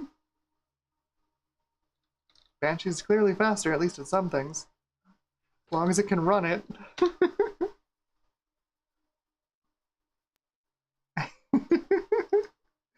Garth says, oh wow, I've forgotten all the Quake and Quake 3 console commands I used to have memorized. Maybe that's a good thing. Yeah, no, it's not really useful information anymore. Okay, so let's really quickly drop the G200 back in there and do a quick expendable on it and see what it does. Placement.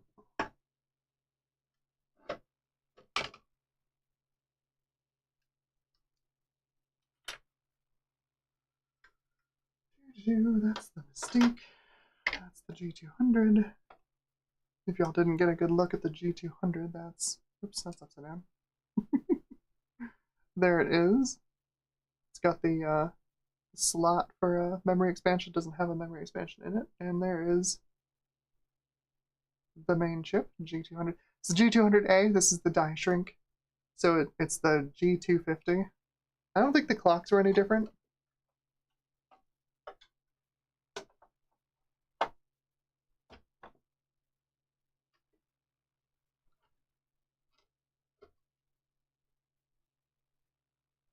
Okay, make sure that doesn't destroy anything.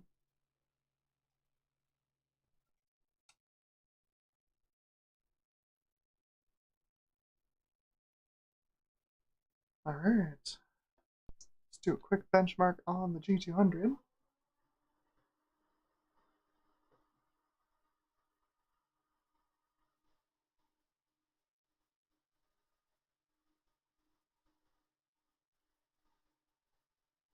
Timo asks if the heat load is too much or if there's driver issues. I think it's driver issues. The Banshee never really got a lot of love as far as drivers.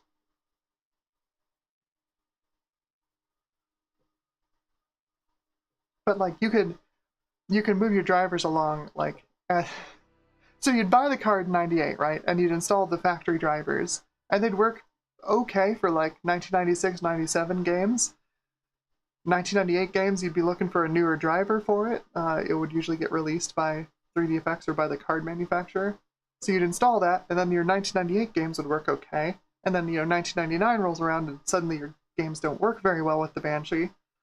So you'd be looking for a new driver to fix bugs, and that's basically how the Banshee ownership circle ended up being for me back in the day. So my guess is I probably need to try it with a slightly older driver than the final Banshee driver. I think the final Banshee driver is from like 2000. I don't know though. I know I've gotten this card to run expendable. Maybe he doesn't like this machine. Maybe he doesn't like the driver.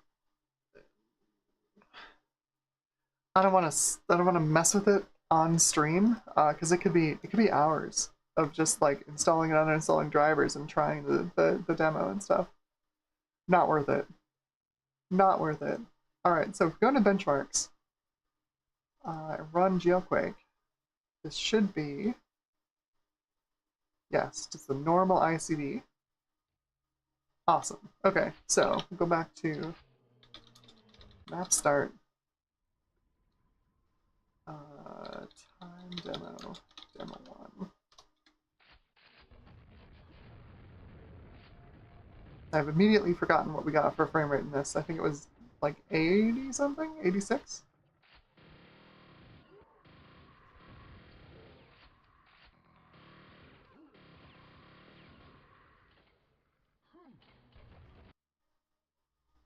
.48 FPS on the G200.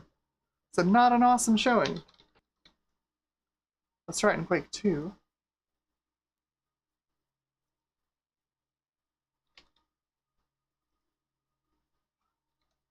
it's having a bad time. Oh, it doesn't even see this as being open. Darn it. I have to reboot.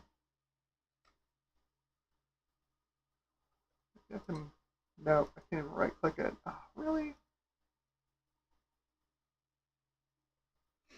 It's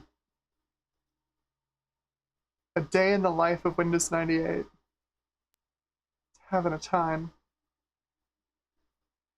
Have a good one. Clarjon1's heading out. Have a good night.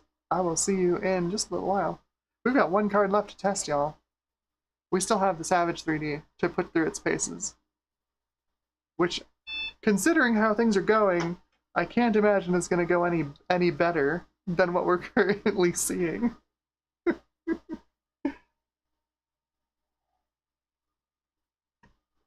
Oh boy. Oh boy, oh boy, oh boy. Alright. Let everything settle here. Yeah, are you done? Are you done? Windows, are you done?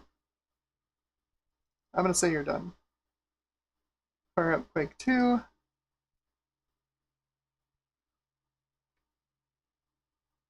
Is Quake 2 gonna work? No, Quake 2 isn't gonna work. Oh, we got an error. What is our error? I can't read the error.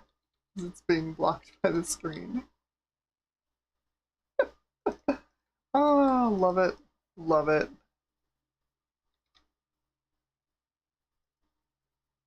Oh, that's a very helpful error. That's an extremely helpful error. Clearly, I understand completely what I'm doing wrong at this point. Thank you. Thank you. Let's put that on the dog's head.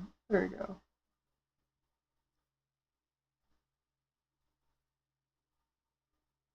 Okay. Ah, there we go. There's the real error. It is trying to run this in 3dfx GL.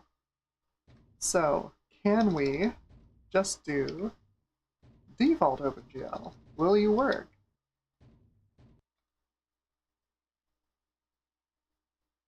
It will! All that drama just to change the graphics driver. Love it. Okay, so then we'll do a time demo 1 map demo1.dm2. Ah, all that drama just to say, hey, you don't have a 3dfx card installed. Thanks, I had no idea.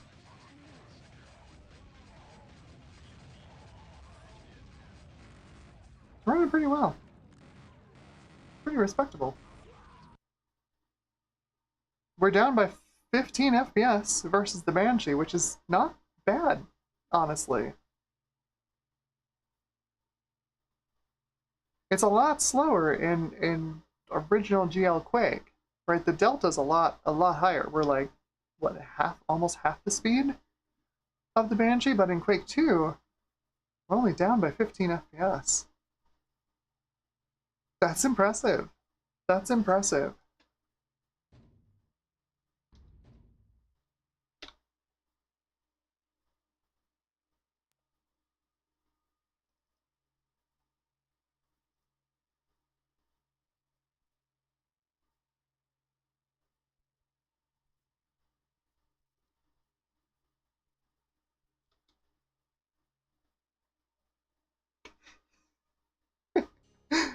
Gareth Beagle says, there was a similar error in classic macOS at some point, where the only button you can click was sorry. That sounds about right. That sounds about right.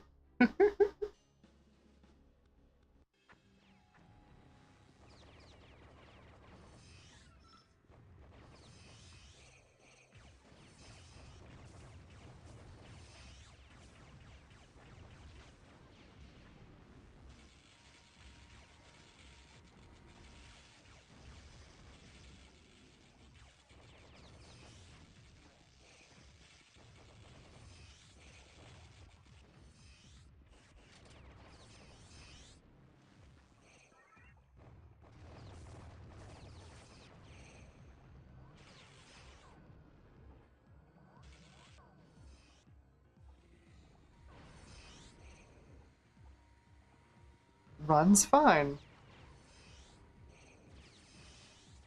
Like if you're honestly, I think if you're trying to put together like a 1998 vintage, you know, retro PC,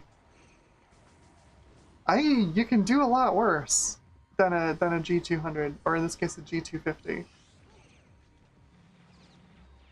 It's not bad. It's pretty well-rounded card.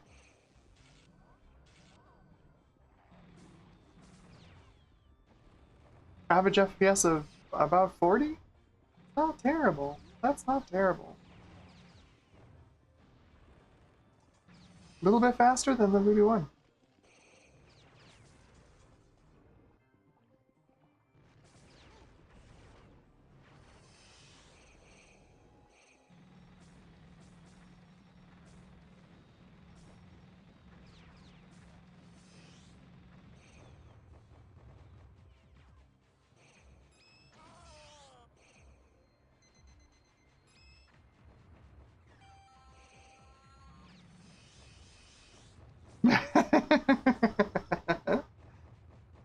Timus is better than most modern console games, which are FPS locked to 30. Yeah, right? See? High quality gaming here. High quality gaming.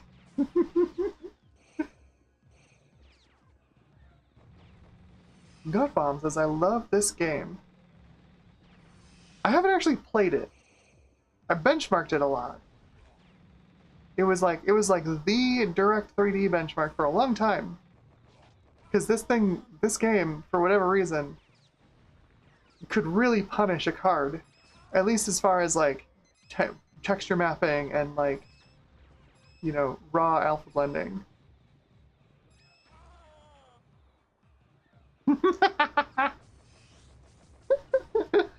Gutbomb says, and by this game I mean benchmarking. Isn't it great? Run in the benchmark. Run in the benchmark. I do wish it was a shorter benchmark. It does take a while. And I'll tell you, I've seen this level about 1,000 times at this point.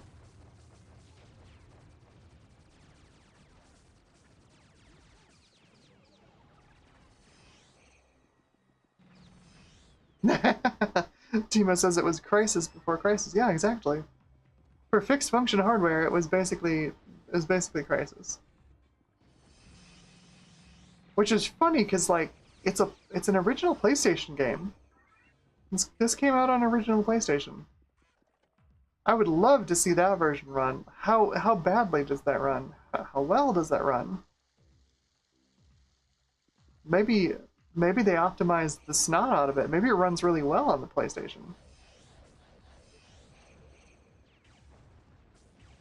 Like the polygon load is pretty typical for a PS1 game, but like there's a lot going on. There's a lot of alpha blending.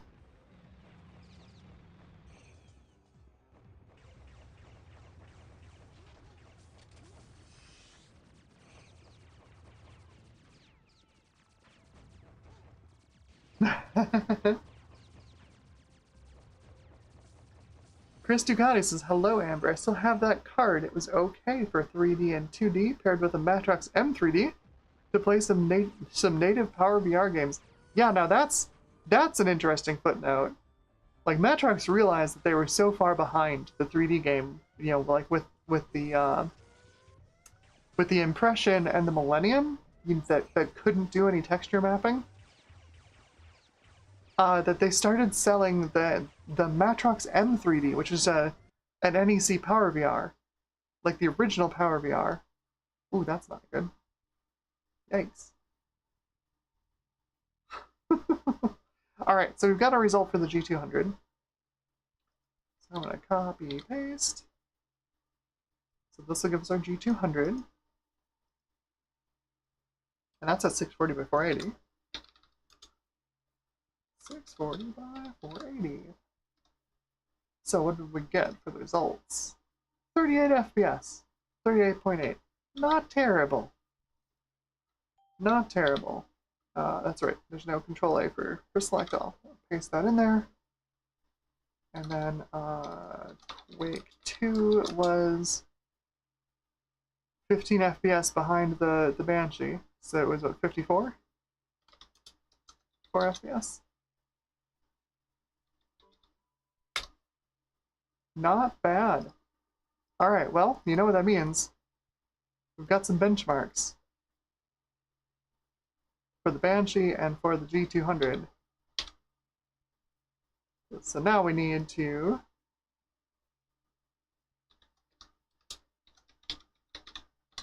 do the Savage 3D.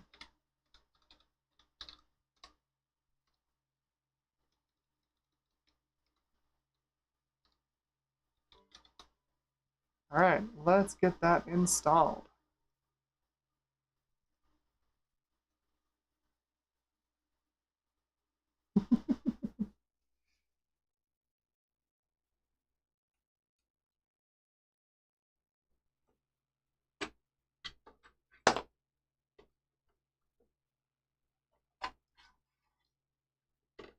Running these fans without the resistor means that there's just not quite enough fan cable to actually make it a comfortable switch. So we take a look at star of the show today. The S3 Savage 3D. I believe this is an 8 megabyte card. We've got 4 SGRAM chips on it.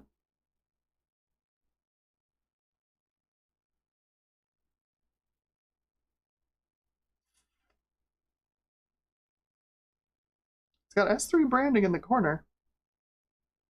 I don't know if that means it's an S3 card or if it's got a different AIB. But here we go. Enough delaying.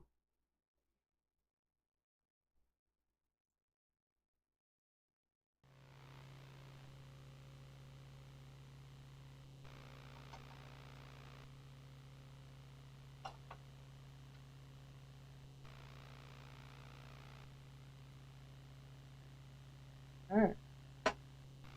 Okay.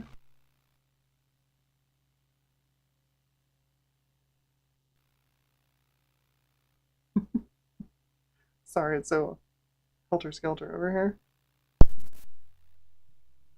Fire that up and we'll switch over to the capture card.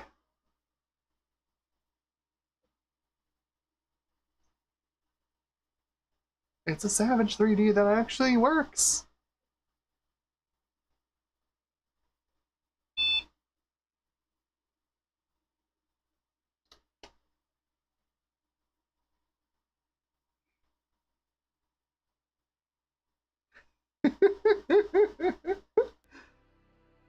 The teamer says there's a Dreamcast versus PS1 expendable.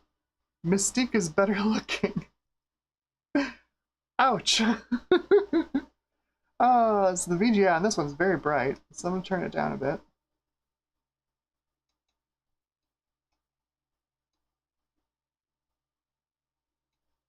Alright. There we go, that's better. Beautiful. Like I said, I was testing it this morning, so I was sure that it would work for stream today. But yep, there we've got our Savage 3D. Have it set to laptop panel, so we're forcing 60 Hertz on everything we do. So it'll sync up nicely with stream. So let's start with Forsaken. Let's start with Forsaken. So generic 3D accelerator, primary display device.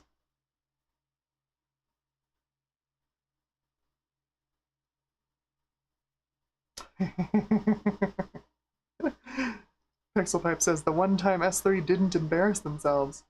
Oh, just wait. Oh, just wait. So if we go over to options, let's see. Visuals. What's our screen res? Oh, we're at 800 by 600 already. Not bad, not bad. We'll keep it there. It seems to be pretty smooth.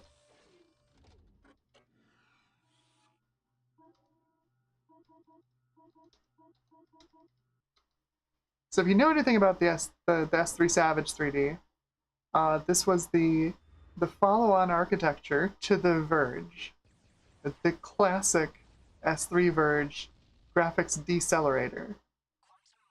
I don't know enough details about Savage 3D to know like what the development was like, what S3 went through making this card. But it feels like a complete rework of the architecture, honestly. Graphical fidelity is improved. The Verge could do bilinear filtering and perspective correct texture mapping. It ended up taking a lot out of the card to do that. The Verge ran fastest when you did not have bilinear texture filtering or perspective correct texture mapping enabled. The Savage 3D follows on from that with some better looking bilinear filtering, if I'm being honest. The bilinear filtering on the Verge didn't look great. It looks much better on this. Also, as a follow-on to the Trio 3D, which was the improved version of the Verge core, which fixed the alpha blending bugs in the Verge core. That was the biggest problem with the Verge. That was the second biggest problem with the Verge.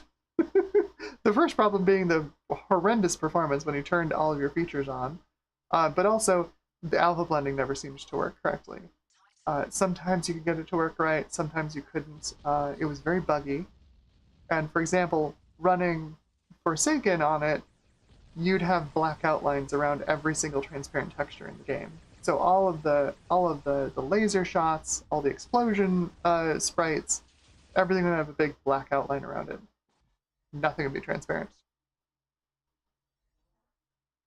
Trio 3D fixed that. It was a revision to the Verge core. Still slow, not a fast architecture. Fixed the alpha blending problems though.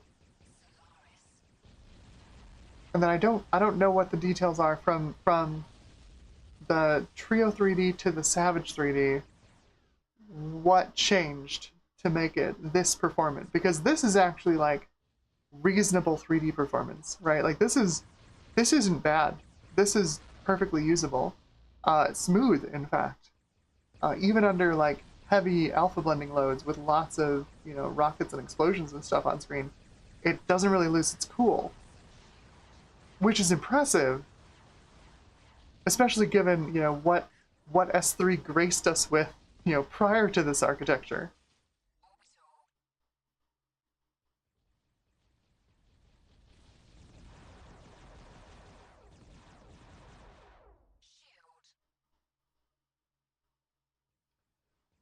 So yeah, we've got decent performance in Forsaken, which is good. That's a good start. The Verge couldn't give you a decent performance in Forsaken even.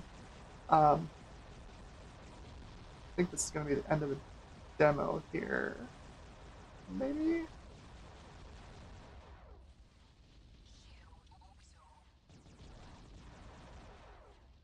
No, it's not the end of the demo. That's alright, we can count for the frames we've done so far. Got to load game and play demo. 58.56 FPS at 800 by 600. That's more than reasonable. That's good. That's a good performance. So, Forsaken's pretty easy to run. It's DX5. There's no multi-texturing. It's just some textures and some alpha blending, which is part of why the Verge was so lackluster when it launched. Like this, you can't run Forsaken. It's such an easy game to run, and the Verge can't do it. So let's see how it copes with something a little more difficult to run. The reason it says engineering release, I think, is just the drivers. These are drivers I got off of Vogons. All of them say engineering release. I don't know if it's because the card is an engineering release or because the drivers are an engineering release, but drivers for this card are not amazing. Not amazing.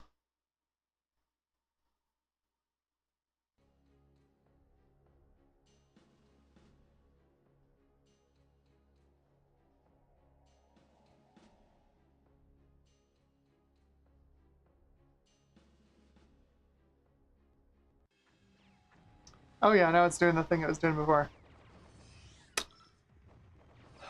So there's some kind of bug, either in the driver or the display engine, because it seems to be buffer flipping between what we're displaying on screen in the game and either the fog in the background or the Windows desktop. I think it's just the fog in the background not displaying correctly on the drivers. So that's not great. I'm not going to run this super long because I don't want to give anybody here seizures, but we've got an average FPS of 38. So we're around the same performance level as the G200, which is fine. But given the driver quality, you would have picked the G200, right, if you were looking for something like this. Speaking of driver quality, the big thorn in the G200 side is OpenGL support. So how is the S3 Savage 3D in OpenGL?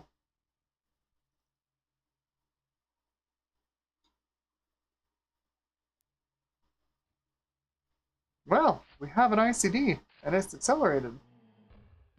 That's a plus.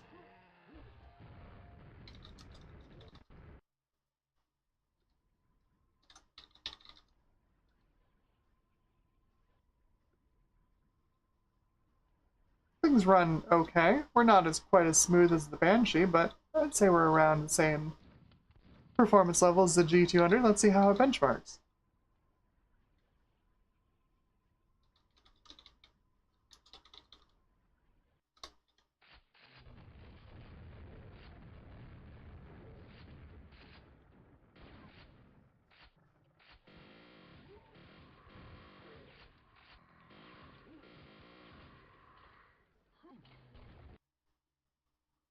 "63 FPS, not terrible.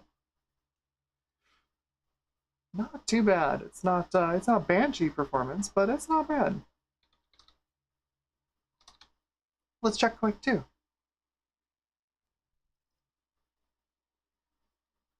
little more difficult to run. A little bit newer.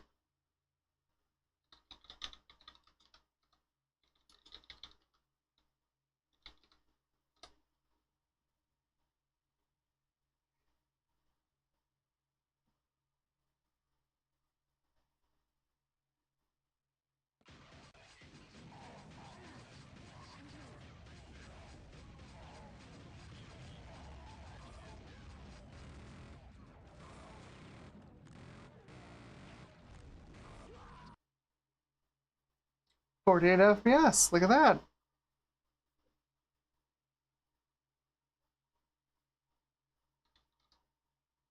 Usable. Not great, but usable. Just for fun, let's see what it does in Quake 3. Whoops. It doesn't like Quake 3. Let's try Unreal Tournament.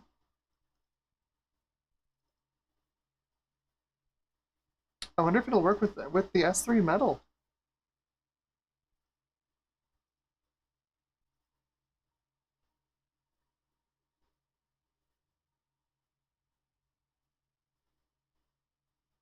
This is uncharted territory. I haven't tried this yet. I have no idea if this will work. Well, look at that. It's rendering. It's rendering pretty nicely. Medium high will turn the detail textures on again. Oh, we can't. It won't let us. Okay. We'll say no to detail textures then. That's fine. Let's do practice session on DM Morpheus. Same for bots. Yes.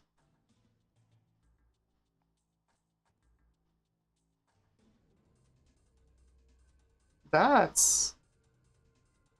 Well, it always looks promising before we start the game. So we'll start the game. Let's see how we go. See how things look. That's actually... That might be the smoothest this has run so far. On the Savage 3D, of all things.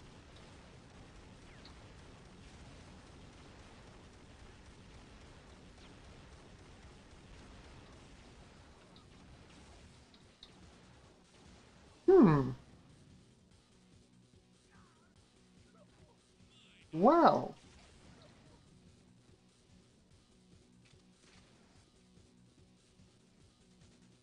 That's not bad.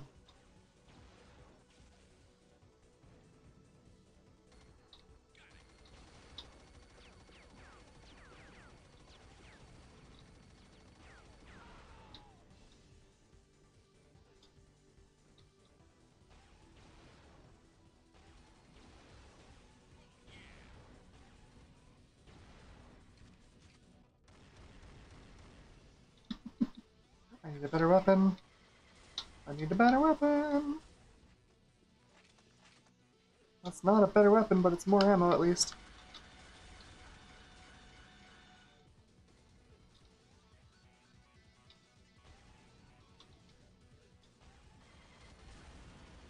That's not awful, honestly.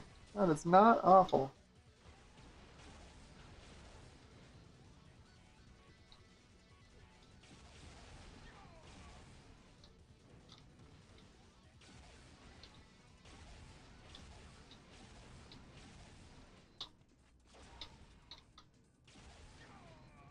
Whoop.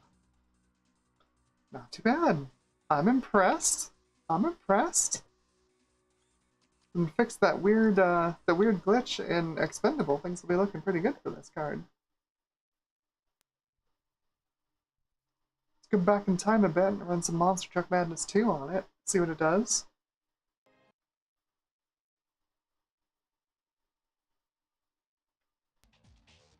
So we should have the same options set. Graphics.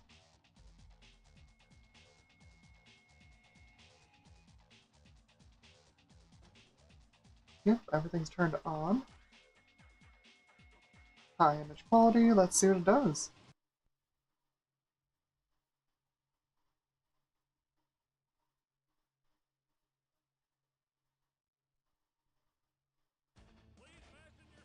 No fog. Bummer.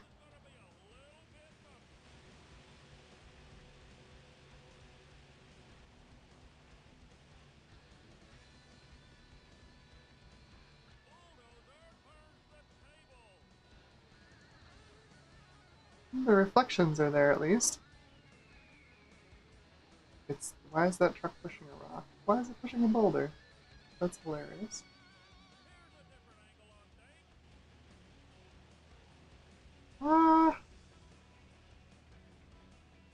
So far the image quality winner has ironically been the Banshee.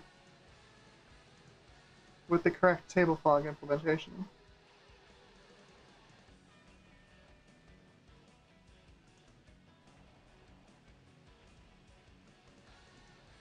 Otherwise though, running okay. I'm a little worried about that skybox texture.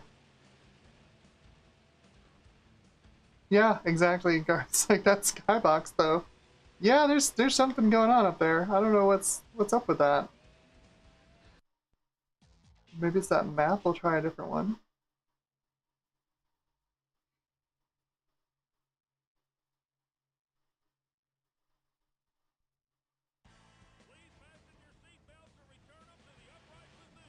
I don't know what's going on with the skybox.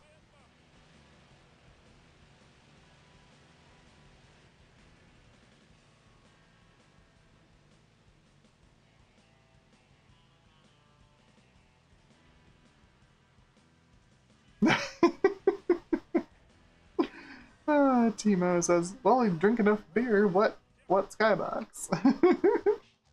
Alright, so that's functional. It's not pretty, but it's functional. Oh, let's try Shogo.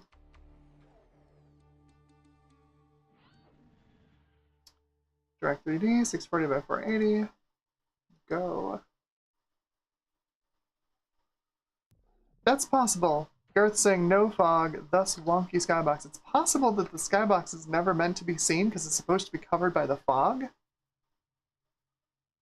And since the fog doesn't render, we get to see the unadulterated skybox.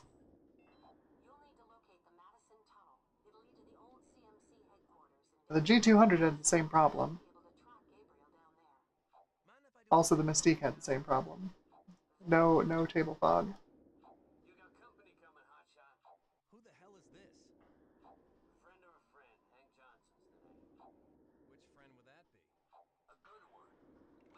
Okay, so let's blast some stuff.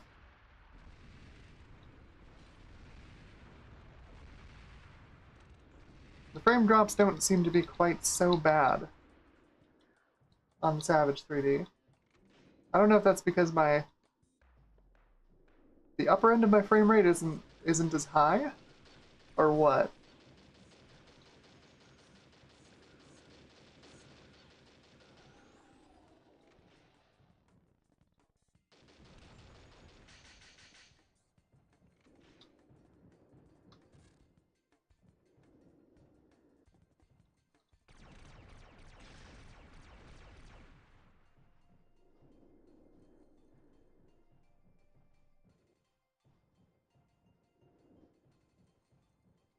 The frame drops definitely don't seem to be quite as bad.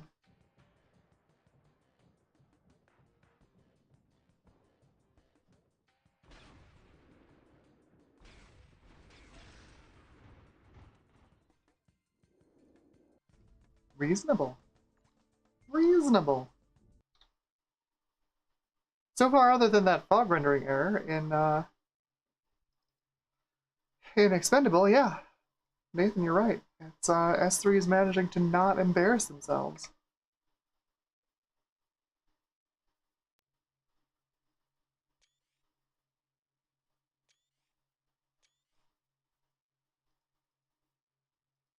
Default OpenGL.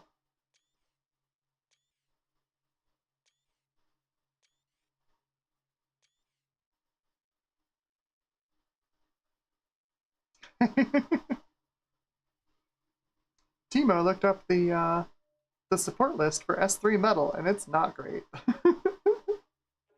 Yeah, it's not great.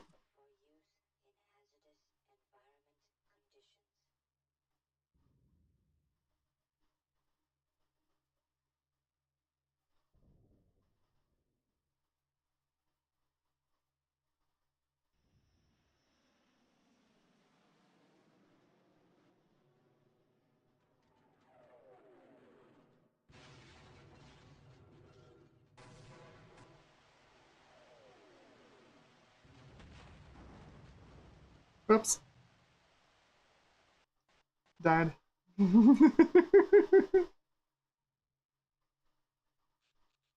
Oh, it just started me here. How nice of it. Well, we can see through the window this time, unlike the G200.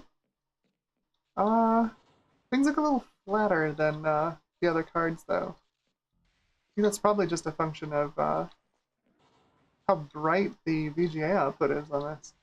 It's quite bright.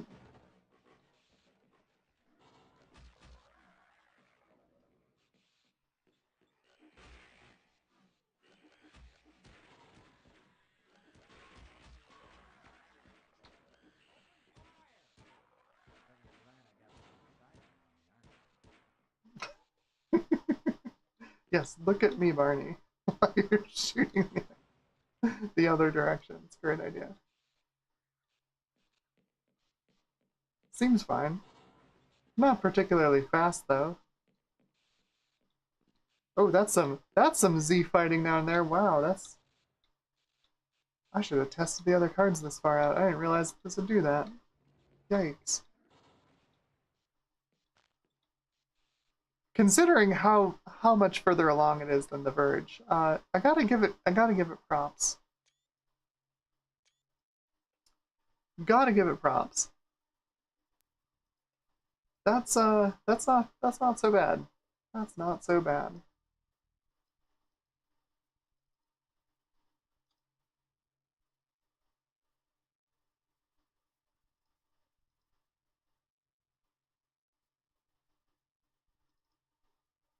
Alright, so we running on this already? I can't remember. Oh, my brain.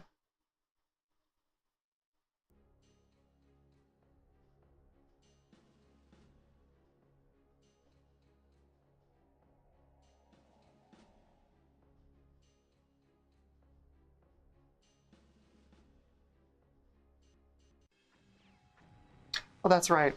That's right. Seizure warning. That's why we didn't run on this. My bad. I will not make you run through this again. That's right.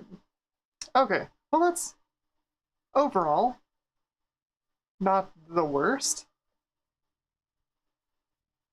It's not amazing, but it's not the worst I've seen. Also, I have on here that we can run on this thing. Incoming. That'll probably work on here just fine. Original Unreal.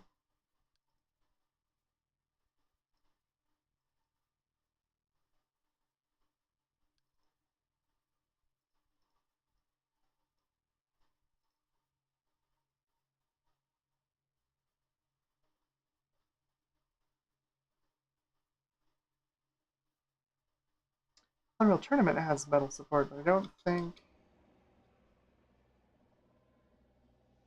Oh boy. I think it's running in software.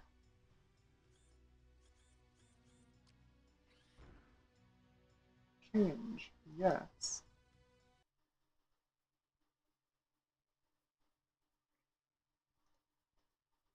Software Direct 3D or Glide. That's all we get. Alright, let's see how it does in Direct 3D.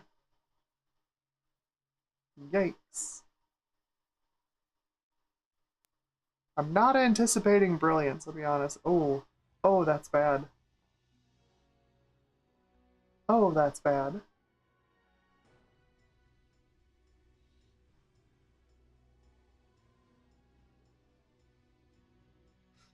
Please tell me I've got some settings set badly in here.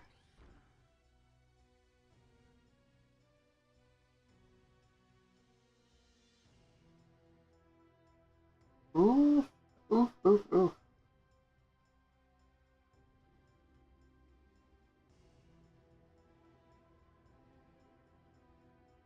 That is...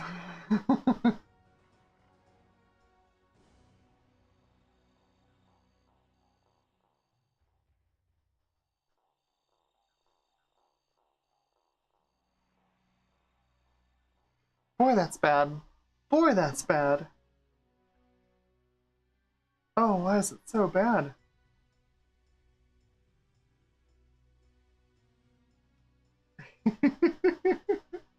S3's gonna need drinks after this. Yeah, no kidding. Oh, boy. Yikes. It's also just like Gamma is way out of whack. Way out of whack. Yikes. Yikes, yikes, yikes.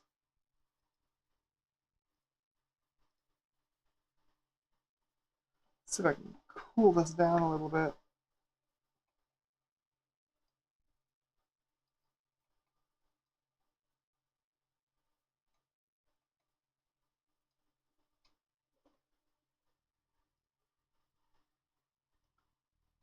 Well, Unreal Tournament on S3 Metal was pretty nice. But,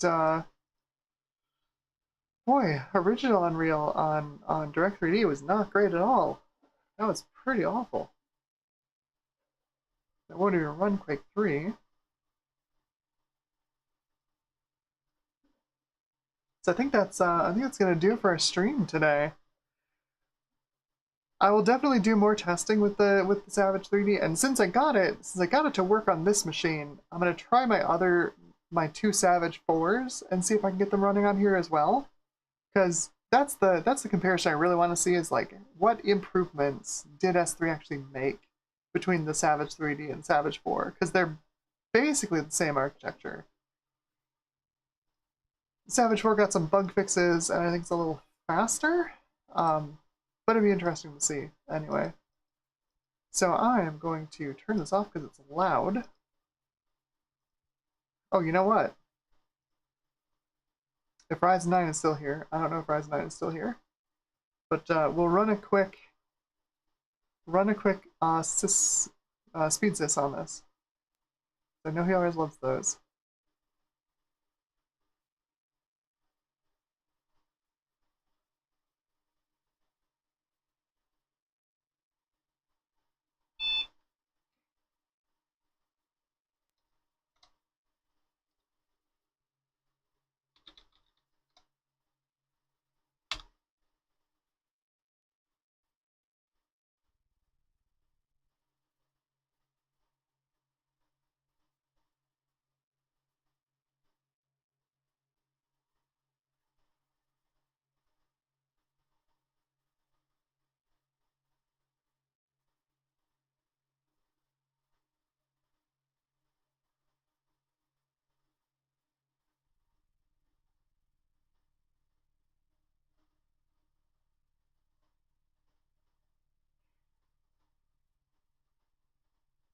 There we go.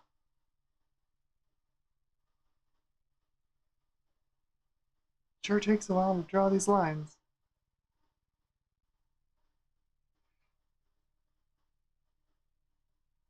There we go.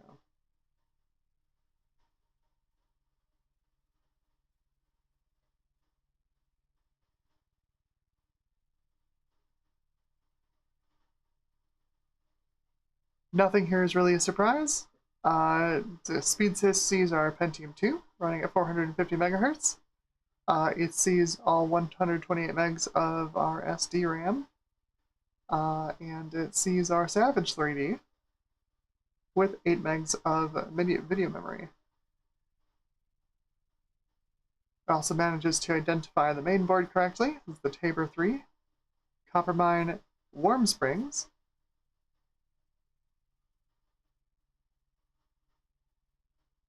If you find one of these out in the wild, like if you're looking for a slot 1 system, it's hard to go wrong with these. They're pretty reliable, and of course they're 440BX, so they're quick.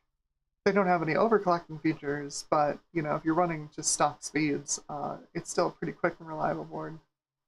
There we go. There's our speed sys. So let's wrap things up here. I'm gonna drop out of that and turn this puppy off because it's loud. Whew.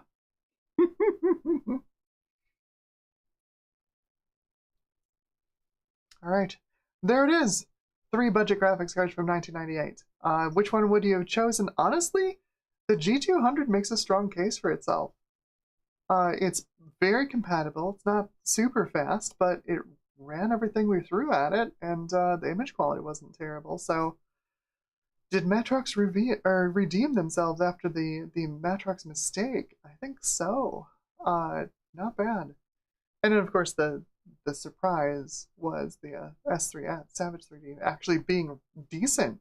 I was also quite impressed. I think the biggest letdown here was the Voodoo Banshee, and just, you know, it wasn't quite as performant, I feel like. And I mean, the numbers were good, but like trying to play Shogo on it wasn't very enjoyable. And the direct 3D compatibility is just not there. So, you know, I think you might have been pretty okay if you'd stuck with Matrox in 1998. The G200 is not terrible, especially if you manage to find that upgrade card to click in there for 16 megs of RAM. But yeah, that's I think that's gonna do it for the stream today. I hope everybody had fun. I hope maybe you learned something along the way. I sure did. I thought these were gonna be throwaway graphics cards and just, you know, kneeling at the feet of the Voodoo Banshee, but the Voodoo Banshee kind of got us lunch eaten today. If I'm being honest. But yeah, we'll take a look at some more cards later. Maybe I'll figure out something else to do for stream next week.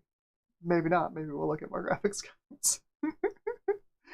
Anyway, I hope everybody had fun, and I hope you have a wonderful rest of your weekend. And here in the US, of course, it's a long weekend, so enjoy that extra time off, and have a wonderful time. I will talk to y'all later.